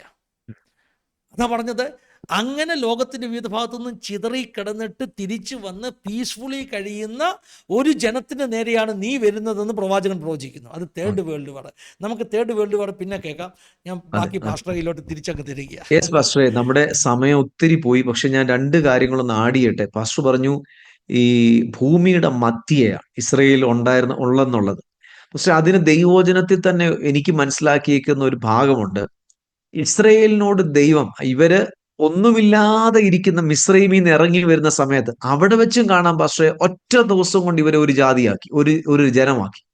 മിസ്രൈമിൽ നിന്ന് അടിമകളായി 430 സംവത്സരം അടിമത്തത്തിൽ ചെയ്തുകൊണ്ടിരുന്നവരെ ഒറ്റ രാത്രിയും കൊണ്ട് ഇവരെ ഒരു ജനമാക്കി, ഒരു രാജ്യമാക്കി ദൈവം മാറ്റിയെടുത്തു. ഇവരെ കൊണ്ടുവരുന്ന വഴിയിൽ ദൈവം അവരോട് പറഞ്ഞിട്ടുണ്ടായിരുന്നു, നിന്റെ മധ്യേ ഞാൻ വസിക്കാൻ നീ എനിക്കൊരു സമാഗമന കൂടാരം പണിയണം. യഹോവയുടെ ആലയം, സമാഗമന കൂടാരത്തിന്റെ പണിയെക്കുറിച്ച് നമുക്കറിയാമല്ലേ, നമ്മൾ കേൾക്കുന്ന പ്രേക്ഷകർക്ക് ദൈവവചനം അറിയാവുന്നവർക്ക് അറിയാം. ഇസ്രായേലിന്റെ പാളയത്തിന്റെ മധ്യയാണ് സമാഗമന കൂടാരം ഉള്ളത്. ഇസ്രായേൽ ദൈവത്തിന് അവരുടെ മധ്യേ സ്ഥാനം കൊടുത്തപ്പോൾ ദൈവം അവരെ ഭൂമിയുടെ മധ്യേ കൊണ്ടുവന്ന് ഉറപ്പിച്ചു. പാസ്റ്റർ പറഞ്ഞ പോലെ ആ കോമ്പസ് എടുത്തിട്ട് ഒന്ന് വരച്ചു കഴിഞ്ഞാൽ സകല ലോകരാജ്യങ്ങൾ ഇതിനകത്ത് വരും. കാരണം ദൈവത്തിന് ആരെങ്കിലും മധ്യേ സ്ഥാനം കൊടുത്താൽ, ഏതെങ്കിലും അവരുടെ ജീവിതത്തിന്റെ അവരുടെ വിഷയങ്ങളുടെ മധ്യേ സ്ഥാനം കൊടുത്താൽ, ദൈവം ചിലപ്പോൾ തിരിച്ചു തരുന്ന റിവാർഡ് ഇത് നമുക്ക് ഒരിക്കലും മറക്കാൻ പറ്റാത്ത റിവാർഡായിരിക്കും. ഒന്ന്, ആ ഒരു കാര്യം ഒന്ന് ഞാൻ ആഡ് ഓൺ ചെയ്യുകയാണ്. രണ്ടാമത്തെ കാര്യം പാസ്റ്ററെ, ഇസ്രയേലിന്റെ ഇവരുടെ ചരിത്രങ്ങളിൽ കൂടെ പഠിക്കുമ്പോൾ കാണാം, ദൈവത്തിന്റെ ഇതുപോലെ ഇടപെടിയിലുള്ള ഈ ഭൂമി ലോകരാജ്യങ്ങൾക്ക് അടയാളമായി വെച്ചിരിക്കുന്ന വേറെ ഒരു ജാതി ഉണ്ടെന്ന് തോന്നില്ല. ലോകരാജ്യങ്ങൾക്ക് അടയാളമായി വലിയൊരു സൈനായിട്ട് വെച്ചേക്കാം, വലിയൊരു സൈനായിട്ട്. അപ്പൊ ഇവര് തിരിച്ചു വരും. ഇവരെ തിരിച്ചുവരവിനകത്ത് ഇന്ന് നടന്നുകൊണ്ടിരിക്കുക ഓരോ കാര്യങ്ങളും. ഇന്ന് നടക്കുന്ന പല യുദ്ധങ്ങളും, ലോകരാജ്യങ്ങളിൽ എവിടെ യുദ്ധം നടന്നാലും അവിടെയെല്ലാം നഷ്ടങ്ങളും തകർച്ചകളും മാത്രം സംഭവിച്ചുകൊണ്ടിരിക്കുമ്പോൾ ബൈബിൾ പഠിച്ചു കഴിഞ്ഞാൽ അറിയാം, എല്ലാ യുദ്ധങ്ങളുടെ അകത്തും ഇസ്രയേലിന് അനുഗ്രഹമാണ്. കാരണം ഇവരുടെ കൂടെ ഉള്ളത് സൈന്യങ്ങളുടെ ദൈവമാണുള്ളത്. സൈന്യങ്ങളുടെ ദൈവത്തിന്റെ നിയോഗപ്രകാരം ആ കാര്യങ്ങൾ നടക്കുന്നതെങ്കിൽ ഇവർക്ക് ലാൻഡ് പോകത്തില്ല, ലാൻഡ് കിട്ടിക്കൊണ്ടിരിക്കത്തുള്ളൂ. അത് ഇസ്രയേലിന്റെ ഓരോ യുദ്ധങ്ങൾ പഠിക്കുമ്പോഴും കാണാം. ഞാൻ ആദ്യമേ പറഞ്ഞ 1948 ആ യുദ്ധത്തിന് വിളിക്കുന്ന പേര് നഗാബ യുദ്ധമെന്ന, അല്ലെങ്കിൽ ദ വാർ ഓഫ് ഇൻഡിപെൻഡൻസ് എന്നാണ് വിളിക്കുന്നത്. പലസ്തീൻ നഗാബ, ദ വാർ ഓഫ് ഇൻഡിപെൻഡൻസ്. അന്ന് എന്ത് കിട്ടി? 55% നിന്നുകൊണ്ട് 77%. അടുത്തത് 1967 യുദ്ധം കഴിയുന്നതോടുകൂടെ യെരുശലേം തിരിച്ചു കിട്ടി. അവരുടെ ക്യാപിറ്റൽ, അല്ലെങ്കിൽ അവരുടെ യെരുശലേം എന്ന് പറഞ്ഞാൽ അവരുടെ ഒരു ഭയങ്കര വികാരമായിട്ടൊരു സ്ഥാനമാണ്. ഇങ്ങനെ ഇങ്ങനെ ഇങ്ങനെ ഇങ്ങനെ അങ്ങോട്ട് നോക്കിക്കഴിഞ്ഞാൽ ഇപ്പോഴത്തെ യുദ്ധം നോക്കിക്കേ. ഇപ്പോഴത്തെ 2023 നടന്ന യുദ്ധം കഴിഞ്ഞു. യുദ്ധത്തിന്റെ ഇപ്പം കാര്യങ്ങളൊക്കെ ഒന്ന് ഒരു സമാധാന നിയമത്തിലേക്ക് വന്നു. എന്ത് പറ്റി? ഗസ ഇസ്രയേലിനായി. ഗസ ഇസ്രയേലിനായി. എല്ലാ യുദ്ധവും ബൈബിളിൽ പഠിച്ചു കഴിഞ്ഞാൽ ദൈവം അവരോട് അടിമകളായി ഇറങ്ങി തിരിച്ചുകൊണ്ട് വരുന്ന സമയം തൊട്ടേ ദൈവം അവരോട് പഠിപ്പിച്ച ഒരു കാര്യമാ, യുദ്ധം ചെയ്ത് വേണം ദേശം പിടിക്കാൻ. യുദ്ധം ചെയ്ത് വേണം ദേശം പിടിക്കാൻ. അപ്പൊ ഇവർക്ക് പ്രോമിസ് ലാൻഡിലേക്ക് പാലും തേനും ഒഴുകുന്ന ദേശം പ്രോമിസ് ചെയ്തു. പക്ഷെ ദൈവം പറഞ്ഞു, എന്റെ പ്രോമിസ് ഉണ്ട്, നിങ്ങൾ യുദ്ധം ചെയ്ത് പിടിച്ചു. നമുക്ക് ആ ബൈബിളിൽ കൂടെ കയറി ഒന്ന് നോക്കി ഒന്ന് വരുവാണെങ്കിൽ കാണാം, യുദ്ധമെല്ലാം മറ്റുള്ള രാജ്യങ്ങൾക്ക് തകർച്ചയും നഷ്ടവും ആൾനഷ്ടവും. ഒന്നാം വേൾഡ് വാറിൽ മരിച്ചതിന്റെ കണക്ക് ഞാൻ നോക്കിയിട്ട് 10 മില്യൺ പടയാളികളാ, മിലിറ്ററി ആൾക്കാരാ മരിച്ചേ. 20 മില്യൺ ആൾക്കാർ വൂണ്ടഡായി. 10 മില്യൺ പടയാളികൾ മരിച്ചു, മിലിറ്ററി മരിച്ചു. പക്ഷേ 20 മില്യൺ ആൾക്കാര് വൂണ്ടഡായെന്ന ചരിത്രങ്ങൾ പറയുന്നു. എല്ലാ രാജ്യങ്ങൾക്കും തകർച്ചയായി തീരുമ്പോൾ, കാരണം സൈന്യങ്ങളുടെ ദൈവം ആരോട് കൂടെ ഉണ്ടോ അവർ വിജയിച്ചിരിക്കും. അവർക്ക് എല്ലാ അളവിലും ഉയർച്ചയായിരിക്കും. ഇത് നമ്മുടെ സഭയുമായിട്ട് ബന്ധപ്പെട്ട് ഒരു വാക്ക് നമുക്കിതിനകത്തൂടെ പഠിക്കാൻ പറ്റുന്ന ഒരു കാര്യം ഇതാ. സഭയെ ദൈവം ആക്കിയത് വാക്തത്വമുണ്ട്, പക്ഷേ ദേശം യുദ്ധത്തിൽ കൂടെ പിടിച്ചെടുത്തേ പറ്റൂ. പക്ഷെ പുതിയ നിയമത്തിലുള്ള നമ്മുടെ യുദ്ധം എന്ന് പറയുന്നത് ഒരു വാളുകൊണ്ടോ കുന്തം കൊണ്ടോ ജഡത്തോടോ രക്തത്തോടോ ജഡരക്തങ്ങളോടോ കൂടെയുള്ള ഒരു യുദ്ധമല്ല. നമ്മൾ ഒരു മനുഷ്യനോടുമുള്ള ഒരു പ്രശ്നമല്ല. ആത്മമണ്ഡലത്തിൽ ഈ ജനത്തെയും ജാതിയെയും സകലത്തെയും ഭൂമിയെ നശിപ്പിക്കാൻ വരുന്ന പൈശാചിക മണ്ഡലങ്ങളോടുള്ള ഒരു യുദ്ധത്തിൽ മാത്രമേ സഭയ്ക്ക് വളർച്ചയുള്ളൂ. ഏത് സഭ ആത്മയുദ്ധം ചെയ്യുമോ ആ സഭ വളരും. ഇന്ന് നമുക്ക് അവിടെ കൊണ്ടൊന്ന് നിർത്താം പാസ്റ്ററെ. കാരണം ഇത് പറയാൻ തുടങ്ങിയാലും പഠിപ്പിക്കാൻ തുടങ്ങിയാലും, കാരണം ചരിത്രങ്ങളിൽ കൂടെയും ബൈബിൾ വചനങ്ങളിൽ കൂടെയും കർത്താവിന്റെ വെളിപ്പാടുകളിൽ കൂടെയും ഇടപെടലുകളിൽ കൂടെയൊക്കെ പറയാൻ തുടങ്ങിയാൽ നമ്മള് അടുത്തൊരു 7 മിനിറ്റോടെ കഴിഞ്ഞാൽ പുതിയൊരു ദിവസത്തിലേക്ക് ചെല്ലും. 6 മിനിറ്റോടെ കഴിഞ്ഞാൽ. അതായത് അർദ്ധരാത്രിക്കാണ് ഞങ്ങൾ ഈ റെക്കോർഡിംഗ് നടത്തുന്നത്. അതെ.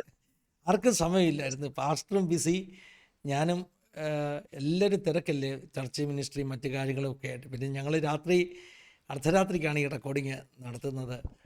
ഈ ദൈവത്തിന് സ്തോത്രം. പറയാം പാസ്റ്ററെ. ഇല്ല, ഫിനിഷ് ചെയ്ത് പാസ്റ്ററെ. നമുക്ക് അടുത്ത ആഴ്ചകളിൽ നമുക്ക് അതിനെക്കുറിച്ച് ചിന്തിക്കാം.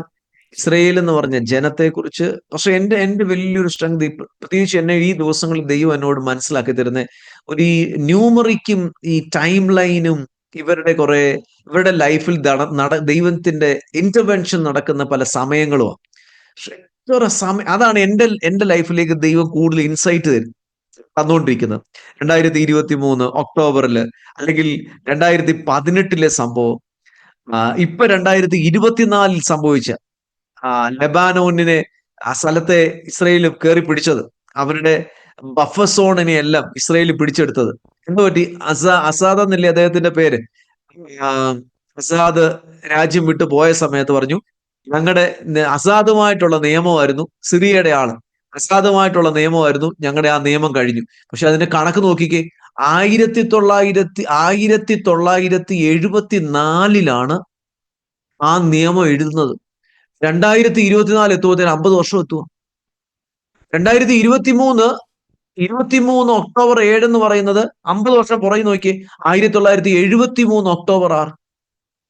സോ ഇതൊക്കെ എങ്ങനെ വന്ന് സംഭവിക്കുന്നത്? പാസ്റ്റർ ജൂബിലി ഇയറിന്റെ ഒരാളാണ്. യോവേൽ എന്നോട് ദൈവം ഇടപെട്ടുകൊണ്ട് 50 വർഷം ജൂബിലി ഇയറുമായിട്ട് കൊണ്ട് കണക്ട് ഇപ്പൊ എവിടെ പഠിച്ചാലും 50 വർഷം. 50-ാം വർഷം വിമോചനത്തിന്റെ വാക്യം, വേദോസ്തത്തിലെ വാക്യങ്ങളുടെ ഒരു പവറാണത്. ദൈവത്തിന്റെ വായിൽ നിന്ന് അങ്ങനെ ഒരു വാക്ക് വീണിട്ടുണ്ട്, 50-ാം വർഷം നിന്റെ ജൂബിലി ഇയർ ആണെന്ന്. അത് ആ വാക്യം, ദൈവം പറഞ്ഞ വാക്യത്തിന്റെ പവർ കൊണ്ട് അത് ചരിത്രം അതനുസരിക്കും. ഹിസ്റ്ററി അല്ലേ, ചരിത്രം അതനുസരിക്കും. ദൈവത്തിന്റെ വാക്കുകളെ ചരിത്രം അനുസരിക്കും. ദൈവത്തിന്റെ വാക്കുകളെ ചരിത്രം അനുസരിക്കുന്ന കാഴ്ചയാണ് നമ്മൾ കാണുന്നത്. പാസ്റ്റർ പറഞ്ഞു ആത്മയുദ്ധം ചെയ്യണം. ആത്മയുദ്ധം എന്ന് പറഞ്ഞാൽ നമ്മുടെ യുദ്ധം ജഡരക്തങ്ങളോടല്ല, മനുഷ്യരോടല്ല. നമുക്ക് പോരാട്ടമുള്ളത് ഇരുട്ടിൻ്റെ ശക്തികളോടാണ്, ഈ ലോകത്തിലെ അന്ധകാര ശക്തികളോടാണ്. അങ്ങനെ പൈശാചിക മണ്ഡലത്തോട് പ്രാർത്ഥനയിൽ യുദ്ധം ചെയ്യുന്ന സഭ മാത്രമേ വളരത്തുള്ളൂ. പ്രാർത്ഥനയിൽ പോരാടുന്ന വ്യക്തിയുടെ ശുശ്രൂഷ മാത്രമേ വളരത്തുള്ളൂ. പാസ്റ്റർ പറഞ്ഞത് ഞാൻ ഒന്നുകൂടെ ഒന്ന് ആവർത്തിച്ച് അതെ, പറഞ്ഞൊന്നും തീർച്ചയായിട്ടും. ദൈവം എല്ലാവരെയും സഹായിക്കട്ടെ, അനുഗ്രഹിക്കട്ടെ. താങ്ക് യു, ഇത്രയും സമയം ഞങ്ങളോടൊപ്പം ഒന്നിച്ച് ആയിരുന്നതിൽ. God bless you all. Have a wonderful time. God bless U.